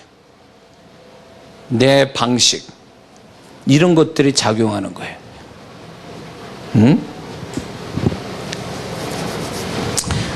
바나바가 처음에 1차 선교여행 떠날 때 마가 요한을 데려가는 게 아니었어요. 데려가다가 마가 요한이 다시 돌아오죠. 밤빌리아 버가에서 다시 돌아옵니다. 그럴 때 제2차 선교여행 떠나기 위해서 사도행전 15장에서 바울은 안 된다, 그 책임 없는 하나님이 일을 어떻게 그런 식으로 하냐 다퉜겠죠. 바나바하고. 바나바는 아니다, 데려가야 된다. 안 된다. 그래가지고 바울은 신라를 데려가고, 그리고 바나바는 마가 요한을 데리고 출발을 했는데 여기서 문제가 있는 거예요. 바울이 주님의 마음을 가진 자였기 때문에 바울이 하나님이 제2차 선교 여행을 그 코스로 가는 게 하나님의 마음이었던 거예요. 그래서 바울은 신라 데리고 하나님이 마음 주신 그 코스대로 갔어요. 그런데 바나바는 마가 요한을 데리고 거기까지는 어쩔는지 모르는데 그거 마가 요한을 데리고 후보로 자기 고향으로 돌아갔다라는 거예요. 여기서 완전히 게임 끝. 사도행전 16장부터는 바나바는 없습니다. 바울이 드디어 주인공 돼요. 뭘로? 이게 하나님의 인도하심이라는 게 바울은 알았어요. 이렇게 가야 되는 거를 감을 잡은 게 그분의 마음을 갖고 있는 자. 그런데 바나바는 그는 인간적 마음이 있었던 거야. 마가 요한을 세워줘야 된다. 거기까지 좋다고 해요. 근데 하나님이 정한 코스로 간 게 아니라 자기가 코스를 정하고 간 거예요. 자기 고집과 자기 방식대로 간 거예요. 그러니까 하나님 과감하게 아웃, 사역으로 끝. 이런 식이에요. 하나님이 인도를 잘해가는데 자기 스스로가 이 방식대로 가야 된다고 바나바 같이 이렇게 가야 된다고 했다가 완전히 아웃당하는 거야, 하나님 앞에. 이런 성도들 많아요. 하나님이 인도하는데 하나님 나 A 코스로 가야 됩니다. A 코스로 만들어주세요. 그러나 하나님이 뭐 사람 말을 듣고 하십니까? 그분이 뜻대로 하는데 B 코스다, C 코스다 그랬는데 그거를 못 알아채는 거죠. 혼란이 오는 거예요. 그럼 빨리 눈치채서 그분이 이끈 대로 가야 되는데 자기는 고집대로 A 코스로 가다가 하나님이 인도함, 그 증거, 함께 하신 증거, 여호와 이래도 못 보고 거기서 끝. 그래서 먹지도 버리기도 아까운 그 하나님이 인도하심에 이것도 저것도 아닌 데서 딱 끝나버리는 거죠. 그게 우리가 인도함이 중간에 끊긴 이유의 첫 번째예요. 두 번째는요, 인도함이 끊기는 두 번째는 하나님의 인도하심이라는 게 기분 좋은 과정만이 있는 건 아니거든요. 오히려 반대일 수가 있어요. 기분이 안 좋고 더 힘들고 고통스럽고 눈물 나는 과정이 있었어요. 그래서 다윗이 그 얘기한 거 아니에요. 사망의 음침한 골짜기. 하나님이 인도하심이 그렇게 나타날 수 있다라는 거예요. 근데 그걸 못 알아채는 거죠. 하나님이 인도하시면 나 기분 좋게 해주고 룰을 알면서 가야 되는데 왜 이렇게 힘듭니까? 왜? 내가 이렇게 힘든 길을 가야 돼요? 이러면서 거기서 스톱하는 거죠. 그러니까 하나님이 인도하시면 또 끝. 기분 따질 때가 아니라는 거죠. 하나님이 인도하심이 그게 천국 가는 길처럼 그런 길이라고 누가 얘기했어요? 성경에 어디 그렇게 써 있어요? 근데 많은 사람들이 착각하고 있는 거야. 하나님이 인도하셔서 나를 축복한다, 기도 응답이 온다, 무슨 내가 뭔가 이룬다 그럴 때 그 길이 재밌고 아주 신나는 길인 줄 알아. 아니요, 그 반대가 더 많을 수 있는 거예요. 그러면 우리는 착각해요. 하나님 이상합니다. 왜 이렇게 내가 잘못 기는 사망의 음침한 골짜기를 지금 가는 겁니까? 지금? 물어봐야지. 하나님 나 정말 제대로 가고 있는 거예요? 그러면 하나님이 정말 하나님 인도함 제대로 받고 있다면 뭐가 나타나냐면 주께서 나와 함께 하심이라. 이게 나타나는 거예요. 주의 지팡이와 막대기가 나를 아니하시나. 이게 나타나는 거예요. 이게 증거예요. 이게 있으면 기분 그렇게 눈물 나는데도 그냥 그래도 갈 수 있는 거예요. 이게 여호와의 인도하심의 증거예요. 제대로 간다면. 근데 기분 좋게 가는 것만 생각하다가 나 그 길 아닌 것 같아요. 그래갖고 자기가 멈추니까 거기서 모든 하나님 인도하심의 끝. 그래서 중간에 끊기는 두 번째 이유가 여기 있어요. 우리의 잘못된 생각. 세 번째는 뭐냐? 잘 들으세요. 이게 막연한 것 같죠? 이제 이거를요, 여러분들 삶의 공식에 대입해보면요, 딱 답 나와요. 세 번째는요, 우리가 생각할 때에 손해보지 않는 방법으로 나를 인도하실 것 같다, 이렇게 생각해요. 손해보지 않는. 하나님이 나를 인도하시면 절대 손해 안 볼 거야. 가면서 맨날 이렇게 좋은 것만 이렇게 취하고 갈 수 있을까? 아니요, 반대일 수 있어요. 손해볼 수도 있고요. 그리고 계산상으로 안 나오는 그런 일들이 있을 수 있고요. 그리고 하나님의 인도하심이, 그러니까 그게 효율적이지 않을 수도 있어요. 이렇게 하면 빠른 길이고 이렇게 하면 제대로 할 수 있는데 왜 하나님은 이상하게 이런 방법으로 쓰실까? 이건 사람의 지능보다 못한 어떤 인도하심 같은 게 있어요. 민수기 9장을 보세요. 아니 가나안 땅 가려면 빨리 가지, 무슨 하나님이 야 멈춰라, 성막에 구름이 멈췄어요. 멈춰라. 근데 하나님 뭐냐면 거기서 한 달이든 1년이든 그 영광의 구름이 진행하기 전까지 거기서 머물고 있었다라 그랬어요.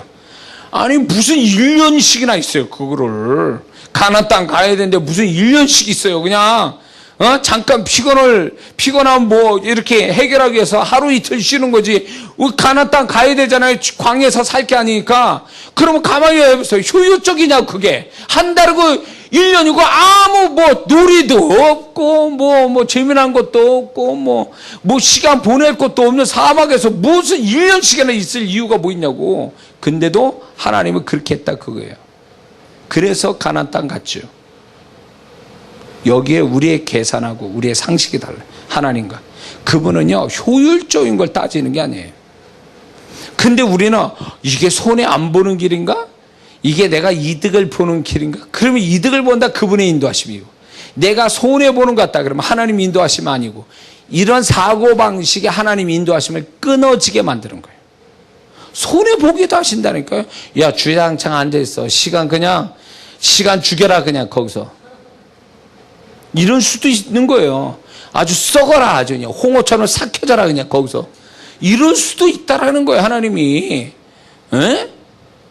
근데 하나님 이거 뭐 하는 거예요? 이게 계산에 안 맞는 거 아닙니까? 이게 무슨 효율적입니까? 이게 이렇게 해가지고. 근데 그게 하나님이 인도하시는 걸 어떻게 해? 예수님이 두로와 시돈 땅에 가나안 여인을 하나 만나러 최초로 외국 땅을 밟은 거예요, 그게. 근데 거기 가서 그 여인 귀신 들린 딸 하나 고치고 다시 돌아왔어, 외국 땅에서. 이게 무슨 효율적이에요? 무슨 효율적이냐고. 외국에 갔으면 이재미도 뭐 저 구경도 하고 이것도 하고, 간 김에 뭐 진 빠지게 그냥 사람들 막 사육도 해주고 막 이러고 와야 좀 그 해외 간 그 뭐 또 보람이 있는 건데, 가서 힘들게 가가지고 그거 하고, 갈릴리 호수 하나 풍랑만 나죠 건너가지고 귀신 들리고 하나 고치고 다시 넘어오고. 예수님의 사역을 가만히 보면요, 비효율적이에요. 굉장히 계산이 잘못되어 있는 거예요. 그런데 그게 하나님의 인도하심이기 때문에 예수님은 그냥 순종하신 거예요. 그걸 우리한테 가르치는 거예요. 그래서 교회 다니는 사람이 머리 회전이 세상 사람보다 잘 돌아가. 근데 그 머리 좋은 게 망한다는 거 알아요? 하나님의 인도하시면 내가 손은 안 대고, 또 내가 손해 안 보고 내가 원하는 거 다 갖게 하려고 그렇게 인도하시는 줄 아세요? 그런 사고방식까지, 그러니까 하나님이 인도하시면 중간에 끊기는 거예요. 끊기는 거예요. 하나님이 인도하실 때 손해보려 하는 데도 있고, 손해봐야 될 단계도 있고, 눈물을 흘려야 할 단계도 있고, 그냥 아무 의미도 없이 그냥 가만히 있어야 될 상황도 있는 거예요. 바보같이. 에? 그럴 시간이 있어야 되는 거지. 하나님이 그렇게 계획했으면 비효율적이고 비계산적이지 못하고 손해보는, 낭비되는 것 같은 그런 단계에서 하나님이 그걸 요구한다면 기꺼이 하나님의 선하심을 믿고 거기에서 머물러 있는 게 하나님 뜻이죠. 머물러 있는 게. 머물러 있어야 그 다음 단계로 넘어가는 거 아니에요. 머물러 있지 못하고 내가 계산 손해 안 보려고 막 튀다가 하나님이 인도하시면 딱 끊어지는 거 아니에요. 에? 이해가 되십니까? 공감이 되세요? 자, 그래서 우리가 세 번째에 하나님의 인도하심을 끊어놓는 게 바로 이런 거예요. 너무 머리 쓰지 마라. 너무 계산하지 마라. 손해 안 보려고만 하지 마라. 이런 거예요. 하나님의 인도하심에 정말 크게 축복받는 사람은요, 그것만큼 손해보고 낭비되고 손해보고 힘든 과정을 반드시 겪게 돼 있어요. 그러고 나서 그걸 경험시키는 거거든요. 그래서 손 하나 물 안 묻히고 내 돈 하나도 내가 손해보지 않고 하나님 인도받아서 축복받는다? 그런 게 어디 있어. 그런 게 어디 있어. 자기 생각이지. 그러니까 하나님이 끝까지 못 가는 거예요. 중간에. 어? 자기 돈 안 들이고 막. 그게 그게 어딨냐고, 그런 게. 그러니까 하나님의 인도 온전히 못 받아가지고 그러다가 인도만 못 받으니까 뭐가 오냐, 중간에 끊기니까 지금까지 한 게 다 헛수고가 되는 거예요. 그동안 인도받은 게 헛수고 돼서 정말 진짜 손해보는 거죠. 아니, 그거를 하나님이 완성품 만들려고 지금까지 끌고 왔으면 그래도 어쨌거나 앞으로 가야지. 왜 자꾸 거기서 머뭇거리고 내가 여기서 이게 내가 너무 소문을 보고 어려움 겪고 있는데 내가 여기까지 또 계속 가야 되는 거 이러면서 그게요, 하나님의 인도하심을 의심하는 배경이 뭐냐면 내가 지금 손해보고 있고 내가 지금 힘들다라는 자기 생각, 자기를 아끼는 마음에서 여기서 문제가 생기는 거예요.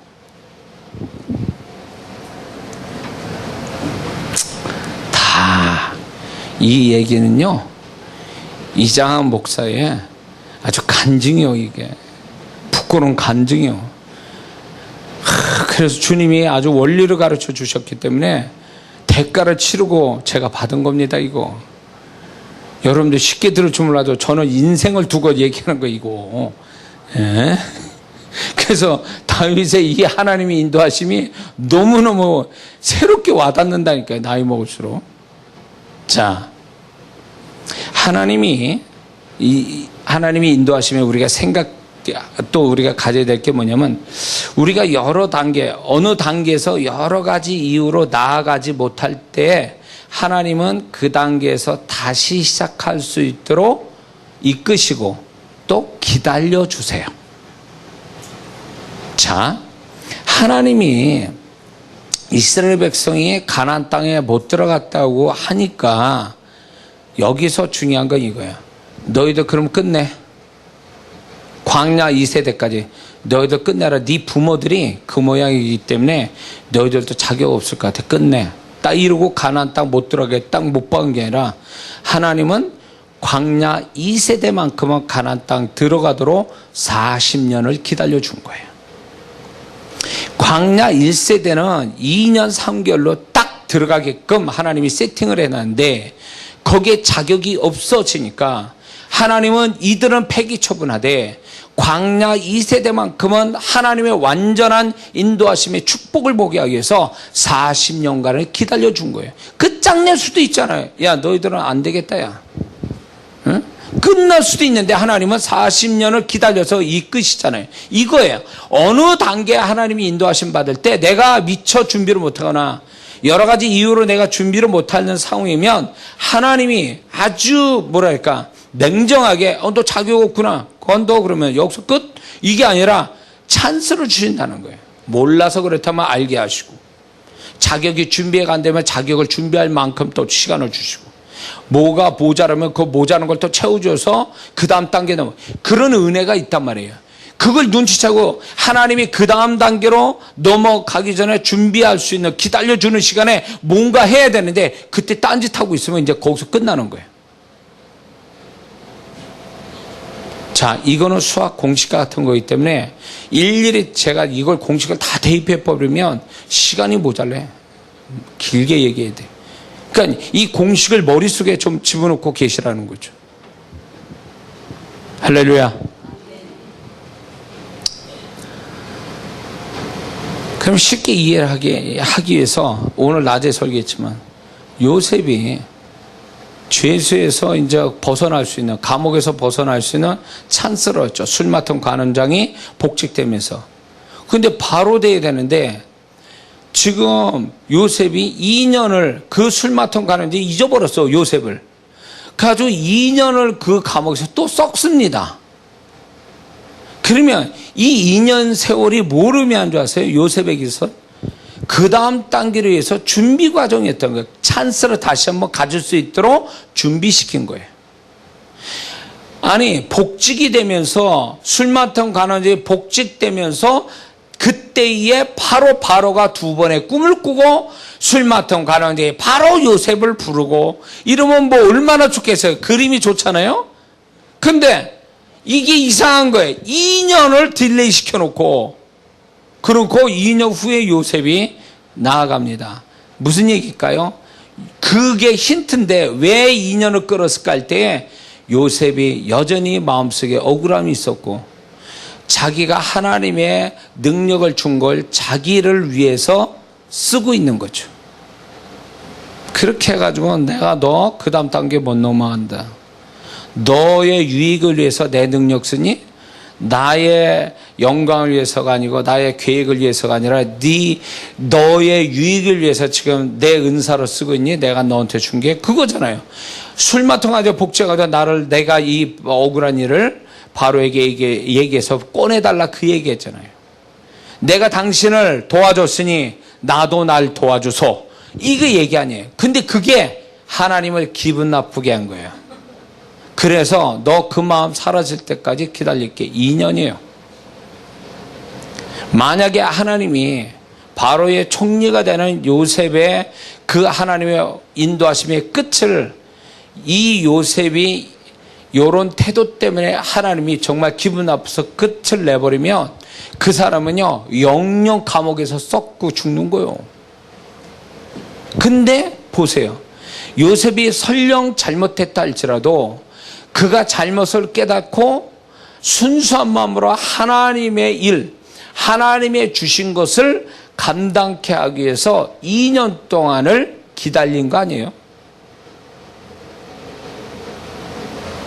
그래서 많은 사람들이 하나님이 인도함으로 그 다음으로 넘어가지 못하는 이유가 뭐가 있냐면 꼭 그 하나님의 인도하심에 자기 스스로가 그 다음 단계를 끌게 만드는, 딜레이 시키는 우리의 문제가 있고 잘못이 있어요.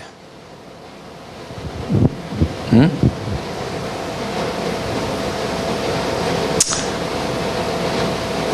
제 사역 속에도 부끄러운 게 있어요. 그런 부분에. 나는 좀 진실하고 정직하게 한다고 그랬는데 보면은 내 계산이 들어가 있는 게 있었어요. 그것 때문에 하나님이 그 다음 단계 와야 될 게 안 와서 중간에 붕 떠버린 것들도 있었어요. 야, 진짜 그분이 나를 너무 잘 아셔. 너 아직 자세가 안 됐다. 네가 내가 원하는 자세 나올 때까지 내가 기다려주마. 그거예요. 제가 이 얘기할 때 뭔가 여러분 확 하고 공감이 되는 부분이 있다. 그 사람은 이제 눈이 열린 거예요. 이제 하나님이 인도하신 거예요. 근데 목사님 무슨 얘기하는지 도대체 감을 못 잡다. 그럼 나중에 동영상 올라올 때 자주 들으셔야 됩니다. 그래서 그게 내 얘기하고 계시는구나 라고 들으면 그 사람의 인도함이 이제 시작되는 거예요. 제대로. 믿으십니까? 자, 그 다음에 우리가 인도하심에 우리가 알아야 될 게 뭐냐면 하나님의 인도하심이 처음에 인도받기가 좀 어렵고 감을 못 잡아서 그렇지 한번 인도함을 잘 받는 흐름을 타기 시작하면 단계마다 이제 나중에 익숙해져서 나중에 저절로 알게 돼요. 그 다음 단계가 어떻게 오겠구나. 이걸 알게 된다는 거죠. 그래서 어떻게 하는 줄 아세요? 잘 보세요. 다윗이 그 몇 장입니까? 사무엘 하에 가서 다윗이 이스라엘 왕이 된 다음에 하는 일이 뭐냐면 하나님의 법궤를 다시 가지고 오는 거예요. 예루살렘으로 다윗성으로 딱 가지고 있는. 아무도 그 일을 안 해. 근데 그거를 사울 왕 때도 안 했어. 그런데 그걸 다시 가져왔다. 하나님의 법궤를 다시 가져온 다음에 7장인가요? 6장에서 다시 가지고 7장에서는 뭐가 나오냐면 다윗이 하나님의 법궤가 너무 초라하게 있는 거예요. 그러니까 성전을 짓고 싶은 마음이 선지자불로 얘기합니다. 근데 다윗이요, 그 성전을 짓고 싶은 그 마음이 하나님이 그렇게 바랬던 마음이에요. 근데 다윗이 그 얘기를 하는 거예요. 그 7장에 그걸 하나님이 선지자에게 그 얘기예요. 누가 이렇게 얘기한 사람이 있느냐는 거예요. 그래서 이 성전을 짓는 마음을 다윗이 딱 갖는데 이게 흐름을 얼마나 잘 탄지 몰라요. 다윗이 단계만. 그 다음에 8장에서 무슨 일이 벌어진지 아세요? 다윗이 어디를 가든 그를 이기게 하시느니라. 하나님이 다윗이 어디를 가든 이기게 하셨다, 이런 단어가 나와요. 두 번씩이나. 전쟁을 치르는데 하나님이 다윗이 뭘 해도 다 이기게 하셨어. 이게요, 가만히 보세요. 하나님이 다윗이 사울 왕 때보다도 영토를 10배나 늘렸어요. 근데 그 영토의 10배를 늘리는 게 전쟁을 많이 해서가 아니라 하나님이 그 영토를 그냥 넓히도록 다른 족속과 싸워 이기게 하셔서, 형통케 하셔서. 그게 어떻게 된대요?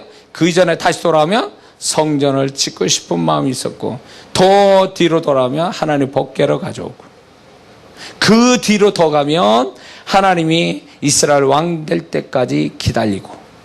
이게요, 가만히 보면 다윗의 생애가 이렇게 물 흘러가듯이 쫙 흘러가요. 그러니까 이게 하나님의 인도하심이에요. 그 인도하심이 잘 받으니까 나중에 익숙해지는 거예요. 익숙하게 자기도 모르게 막 그냥 그 다음 단계가 막 나오는 거야. 그냥 하나님이 바라는 대로 막 나오는 거예요. 그냥 여호와의 법궤 들어올 때 하나님 얼마나 기뻐하시고, 또 그가 성전을 짓겠다 할 때 하나님 얼마나 기뻐했는데요. 그러니까 당연히 이기게 해서 땅을 넓히게 하시죠. 자, 기가 막힌 거예요. 근데 놀라운 건요, 다윗의 생애가요, 이스라엘 왕되면서 더 시간이 단축돼서 굉장히 속도감 있게 하나님이 축복을 하세요. 그래서 여기에 중요한 게 있어요. 하나님의 인도하심을 잘 받으면, 단계마다 잘 받으면 속도가 빨라진다는 거예요. 하나님이 이루시는 속도가. 그래서 처음에 인도받을 때 만약에 예를 들어서 1시간의 인도함이 그 다음 단계로 넘었다. 그 다음 단계에서도 하나님이 1시간이었다면 점점 단계가 넘어가서 익숙해지기 시작하면 나중에 10분 만에 막 그냥 그 다음 단계로 훅 넘어가는, 이게 영의 세계에도 영적 가속도의 법칙이 적용이 된다는 거예요.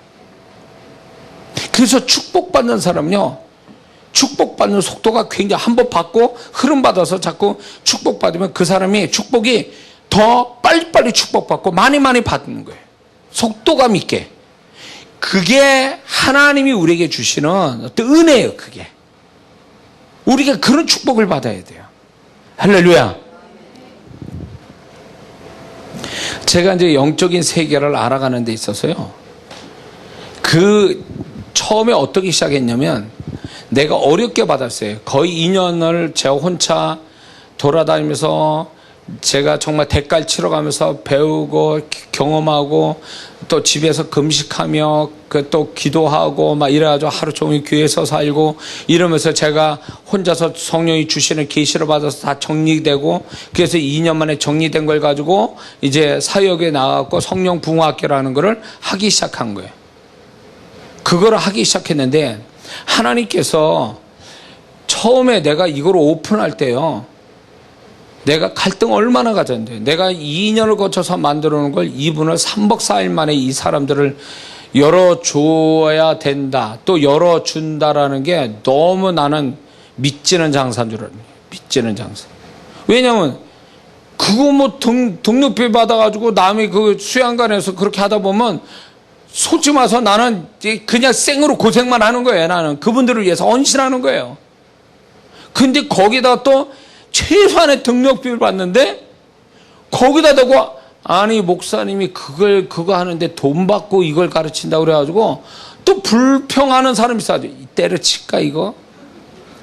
나는 이걸 오픈하는 걸, 이게 마음상이, 나도 인간적으로 이게 이렇게 어떻게 내가 이거 한 건데, 눈물로 그냥 조각난 것들을 다 모아가지고 다시 만든 게 2년 세월 걸렸는데 그것도 모르고 말이야. 3박 4일 만에 이걸 열어줄 때 나는 그냥 내가 배 아파할까봐 내가 그만두려고 막 그랬는데, 그때 주님이 뭐라는지 아시잖아요? 말씀을 주실 때, 주라 그러면 후회되어 누르고 흔들어 너에게 넘치도록 안겨주리라. 그래서 그때 제가 그 말씀 의지해서 이분들에게 아낌없이 내가 가진 걸 이제 다 털어주기 시작한 거예요. 근데 정말 이 기장층 목사님 아시죠? 고신층 목사님들이 와가지고 제가 이 가르쳐 준 대로 원리대로 하니까 막 열리기 시작하는데, 내가 놀랬다니까요. 3박 4일 만에 열리는 거예요. 근데 기분도 좋으면서 한쪽은 씁쓸해. 이건 어쩔 수 없어요. 인간적인 마음에. 내가 그랬어요. 난 2년 배운 거를 주님으로부터 받은 2년의 세월이 돌아다니면서 내가 대가처럼 받는 거 여러분들은 앉아서 그냥 3박 4일 만에 그냥 받는다. 좋지만 마음은 좀 안 좋다. 또 한쪽으로. 이랬어요. 그런데 놀라운 거는 하나님께서 제가 그거를 이렇게 헌신하는 마음으로 열어주니까 고신처 기장측 목사님들이 그거를 체험하고 영적 무기를 가지면서 교회에서 사역을 하는데 교회가 난리가 나는 거예요. 기장측 아십니까? 그 기장측 목사님을 다 그런 건 아니에요. 그러나 제가 만난 기장측 목사님들은 사회 그 데모 볼륨에 머리 깎고 삭발하고 데모하는 그런 목사님들이에요. 한신대 나와가지고. 그게 나쁘다는 거 아니에요. 괜히 또 오해하지 마세요. 그분들 무시하는 게 아니에요. 신학교 다닐 때부터 성령은 없다 이런 분들이었어요. 그런 분들이 저한테 온 거죠. 근데 그분들이 성령 불 받고 은사 받고 그리고 교회 가서 성도들 했는데 그게 그대로 또 나타나니까 교회가 난리가 난 거죠. 그래서 교회를 그렇게 하나님이 축복해 주고 이렇게 하면서 제가 기분이 너무 좋았어요. 하나님 앞에 뿌듯한 거예요. 내 거 다 줘도 아깝지 않다 이랬어요. 근데 놀라운 건요, 하나님이 그 다음부터 계시 영이 막 열려서 그 다음에 영적 비밀대로 막 쏟아져 들어와서 적어낸 게 지금 책을 만들어진 거예요. 근데 저 책에서도 아직도 책으로 만들기는 어렵고 이해 못할 영적 세계들을 제가 나중에 빛책으로 정말 신뢰하는 사역자들한테 넘겨주려고 제가 준비하는 건 있어요. 또 그런 게 있는데, 정말 저도 방언밖에 모르고 방언 은사밖에 모르던 사람이 이제 2년의 세월을 거쳐서 그렇게 성령부학교 만들더니 이게 점점 영의 세계로 열어가니까 그분이 막 쏟아지는 게 너무 많으니까 제가 이제 받아 적기도 어려웠어요. 그렇게 책이 나온 것들이에요. 14년 세월 동안. 그러면서 속도감 있게 만들어주시더라고요. 속도감 있게 제가 다른 사람보다 훨씬 더 깊고 넓게 그런 영적 체험을 하고 능력을 주셔서 제가 그 사역을 하면서 야, 그렇구나. 내가 하나님이 인도하시면 주라 그래서 내가 하나님 인도하신 바다 줬더니 이게 내 것이 사라지는 게 아니라 새로운 것들을 막 부어주셔서 내가 새로운 축복들을 받기 시작하는구나. 재정도 야 주어라 그럴 때 하나님이 내가 없는 가운데서도 줄 때 하나님이 새로운 것들을 막 부어주신데 그 액수가 점점 커지고 뭐 이런 것들을 경험할 때 그 흐름, 하나님이 완벽한 나를 축복하기 위한 영육에 축복하기 위한 이 하나님의 인도하심에 그 단계 테스트할 때마다 그걸 잘 이기고 넘어가고 합격하니까 하나님이 속도감 있게 점점 더 많은 거를 빠른 속도에 주시더라 그거죠. 그래서 저와 여러분들은 이게 있어요. 누구도 하나님이 인도함을 못 받는 사람이 없어요. 모든 그리스도인은 구원받았다면 모든 그리스도인들은 어떤 식이든 다양하게 하나님의 인도하심을 받습니다. 그런데 모든 사람이 하나님의 인도하심의 끝을 보는 것도 아니에요. 왜? 그 하나님의 인도하심에 지나가는 과정에 그 단계에 하나님께 순종하고 다윗같이 인도를 못 받았기 때문에 중간에 끊어지는 여호와의 인도하심 때문에 이것도 아니고 저것도 아닌 채로 그렇게 인생 살아가는 거죠. 그래서 우리가 하나님이 인도하신 바인데 이 다윗처럼 이런 고백을 하려면 우리는 끝까지 가야 되는 거예요.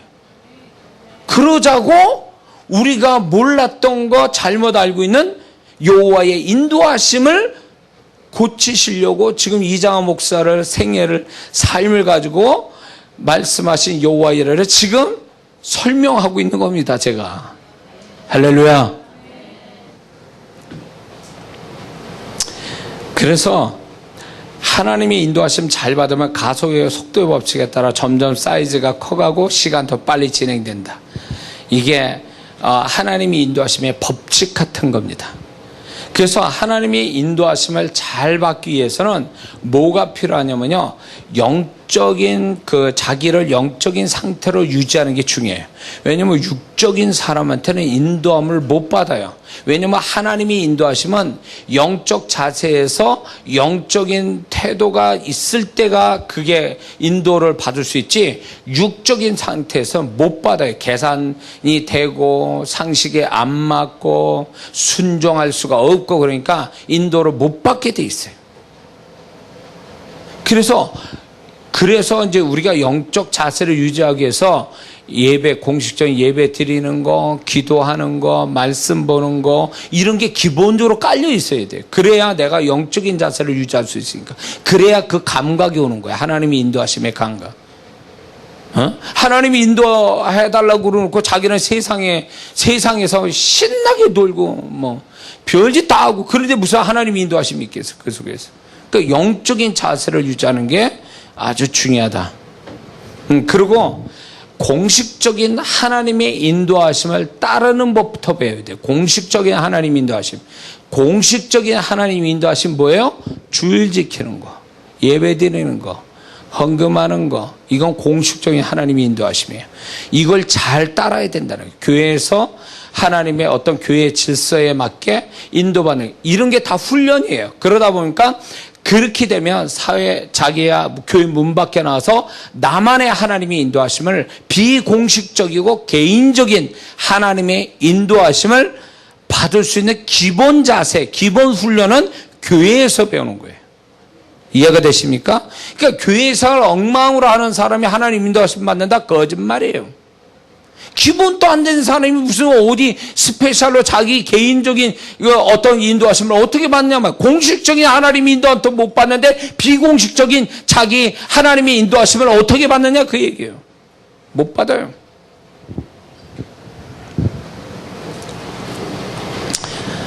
그리고 하나님의 인도하심을 받으려면 그거에 관련된 것에 좀 더 영적인 분별력을 가져야 돼요. 내가 이런 부분에 하나님 인도하심 받기 원합니다. 그러면 그런 부분에 대하여 민감하게 반응해야 돼요. 민감하게 분석하고 있어야 돼요. 분별하고 있어야 돼요.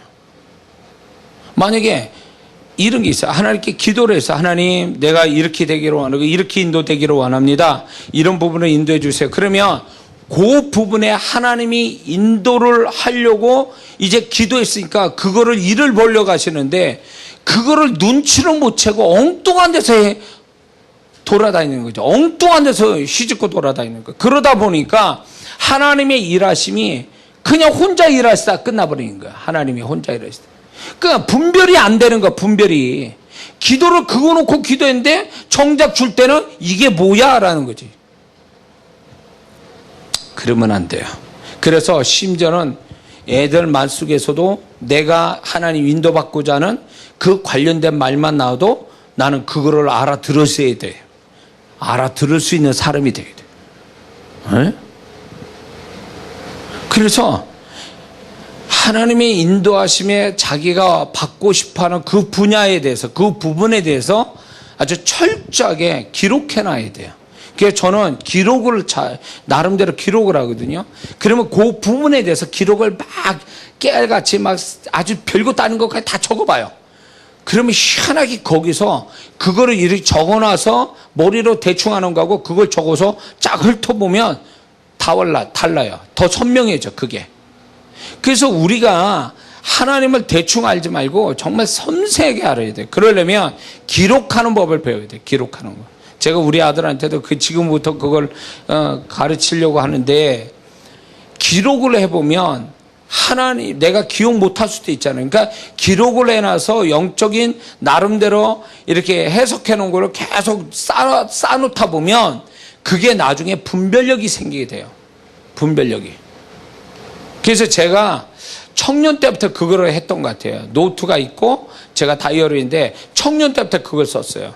그러다 보니까 하나님이 나의 삶을 어떻게 이끌어가고 내가 뒤돌아볼 때 하나님이 이렇게 이끌어왔구나를 알게 되더라고요. 그러니까 앞으로의 어떤 것도 거기에 그게 데이터가 있으니까 그거를 기준으로 해서 그걸 자료로 해서 알기가 수월하다는 거예요. 그러니까 자동적으로 그냥 예언이 되는 거예요, 자기가. 어떻게 되겠다라는 거에 대해서. 이해가 되십니까? 그래서 하나님이 인도함 받는데 반대적 현상이 일어날 수 있어요. 어떤 상황들이. 그러면 그 반대적 상황을 쫓아가서는 안 됩니다. 중요한 건 하나님 인도함 받자고 가는 거니까 거기에만 집중해야지. 하나님 인도 반대되는 거에 대해서 내가 신경 쓰다 보면 템포도 어떤 타이밍을 놓쳐서 감을 잃어버릴 수도 있어요. 그러니까 그 반대의 것, 그래서 나를 혼선 오게 하는 것들에 대하여 너무 마음 쓰지 말라는 거예요. 하나님의 인도하심 받으면 그분이 주권적으로 내 삶을 이끌어가기 때문에 많은 내 삶의 상황 속에서도 하나님이 이끔이라는 인도하심이라는 한 길이 있다고. 한 길. 그 길만 가면 되는 거예요. 그 길만. 근데 자꾸 여러 길이 보이거든요. 여러 길이 보이는데 그거를 자꾸 여러 길을 눈길을 주다 보면 정말 하나님이 이끄시는 그 한 길을 못 본다는 거예요. 그러니까 나머지는 흐리하게 보라는 거예요. 희미하게 보고 하나님이 그 이끄시는 그 길을 인물 사진 찍듯이 선명하게 보며 그 길을 가라, 그 얘기예요. 할렐루야. 저 깨달아지시기를 주의 이름으로 축원합니다. 그리고 하나님이 인도하심을 받는데 두 가지 필요한 게 있는데 게으르지 마세요. 게으른 자한테는 하나님이 인도함이 없어요. 놓쳐요. 항상 템포가 늦어. 제가 그래서 가슴 아파하는 일이, 제가 제 삶을 돌이켜보면 내가 게을러가지고 템포 늦춰가지고 안 된 일도 있고 손해보는 일도 있어. 손해 안 봐야 될 일인데 내가 게을러가지고 템포를 놓쳤어. 그래가지고 나중에 두세 배의 공을 들여서 해야 될 일이 생기는 거예요.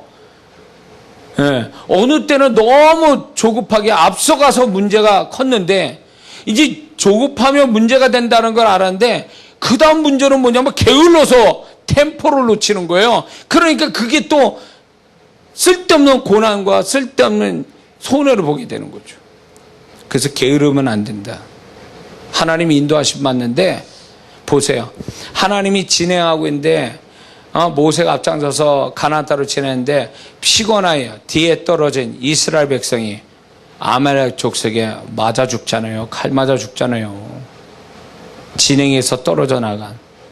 어떻게 보면 피곤해서 그럴 수 있다 그러지만 어떻게 보면 그건 일종의 게으름이에요. 진행의 무리에서 떨어져 나가는 거예요. 그래서 뭔가 게을러서 하나님이 이끄는 진행에서 뒤처져 가기 시작하면 그때부터 이제 헛수고하고 그리고 괜한 이렇게 손해보고 이런 일이 그때 생긴 거예요. 그래서 제가 중요하게 여기는 거 뭐냐면 분별도 중요하지만 제일 중요한 건 타이밍을 맞추라는 거예요. 타이밍을 못 맞춰가지고 딜레이 되는. 제가 저희 평택교회에 있었던 어느 집사님, 그분은 이제 전사님 됐는데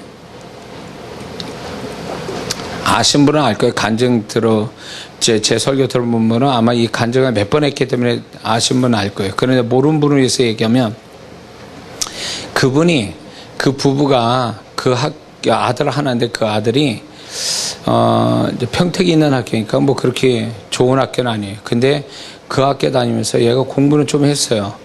근데 얘가 그 학교를 다니면서 지원을 어디 했냐면 서울대학교를 지원했어요. 근데 서울대학교에 이제 그러니까 약대를 지원했는데 그래도 서울대학교라도 이제 다 서울대학교라고 수준 높은 게 아니라 이제 그렇게 또 유명한 학과 됐잖아요. 인기 학과 있고. 그러니까 거기에 이제 약대도 그만큼 더 센 데인데 얘가 이제 거기를 이제 가려고 마음 먹고 공부를 했는데 그래서 서울대학교 같이 친애들이 있대요. 근데 있는데 결론을 얘기하면 서울대학교는 얘밖에 못 갔어요. 그 학교에서. 근데 어떻게 갔냐? 얘가 서울대학교 가기 위해서 그 평택에 있는 그 선생님 가르치는 수준 가지고 수능을 점수 못 봅니다. 그 점수 안 나와요.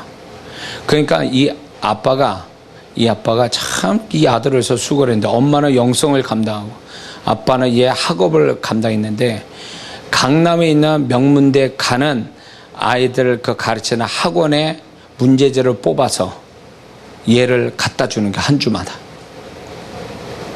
그래서 그걸 풀기 시작하는 거예요. 얘는 따로 공부한 거예요.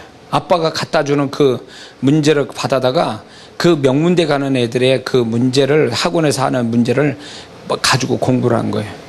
그런데 걔가 시험을 치렀는데 서울대교 충분히 들어갈 점수는 나왔어요. 근데 문제는 약대에 들어갈 점수는 아니야. 조금 떨어져. 불합격해야 돼. 점수대로 가면 걔 불합격이에요. 근데 이제 구술시험이 남았거든요.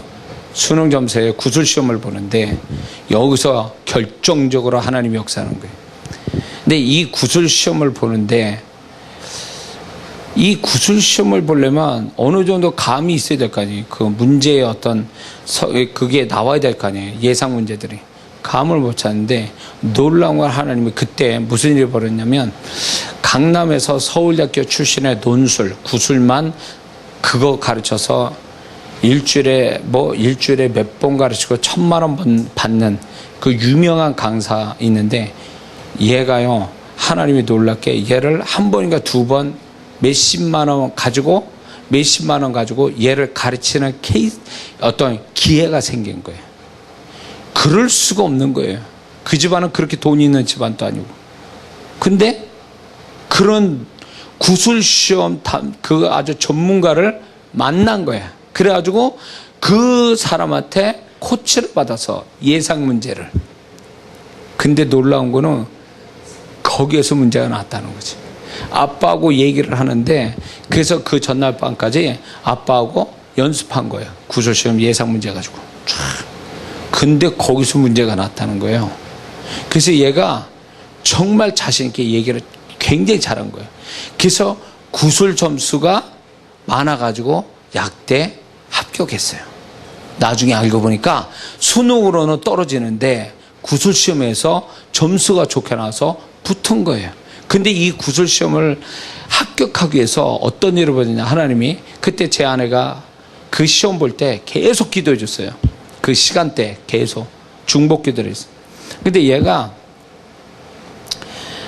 구술시험 그 보는 순서가 저 뒤에 있는 거예요.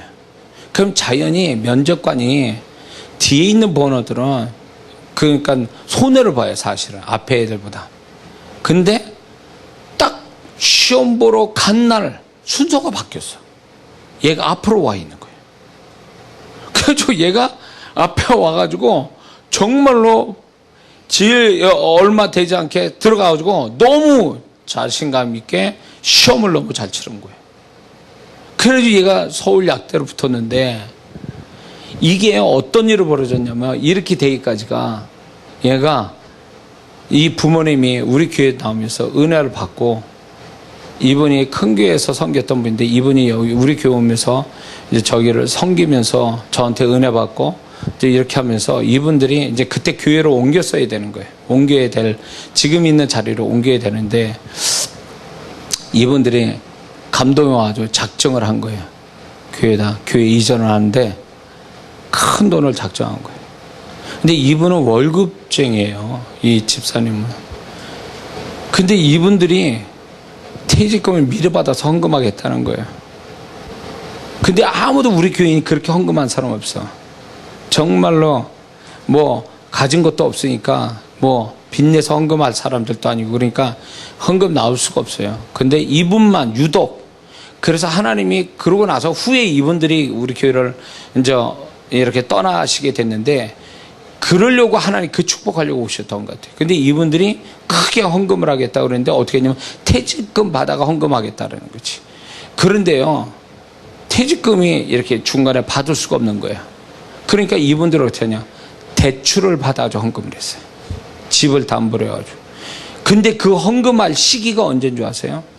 얘가 서울대학교, 근데 제가 감이 딱 오는 게 뭐냐면 이거 하더라도 얘가 시험 보기 전에 해야 하나님이 역사하겠다는 감이 오는 거예요. 근데 나는 말을 못 하겠는 거예요. 왜냐면 이거 잘못 말하면 오해받을 수 있으니까 목사가. 그러니까 제가 이제 기다리고 있었던 거죠. 제발 이분들이 타이밍을 맞췄으면 좋겠다. 타이밍을. 그런데 정말 이분들이 기도하는 분들이라 정말 타이밍을 맞춘 거예요. 그러고 나서 그 아들이 그런 축복받았어요. 그 학교에서 유일하게 간 서울대학생이에요.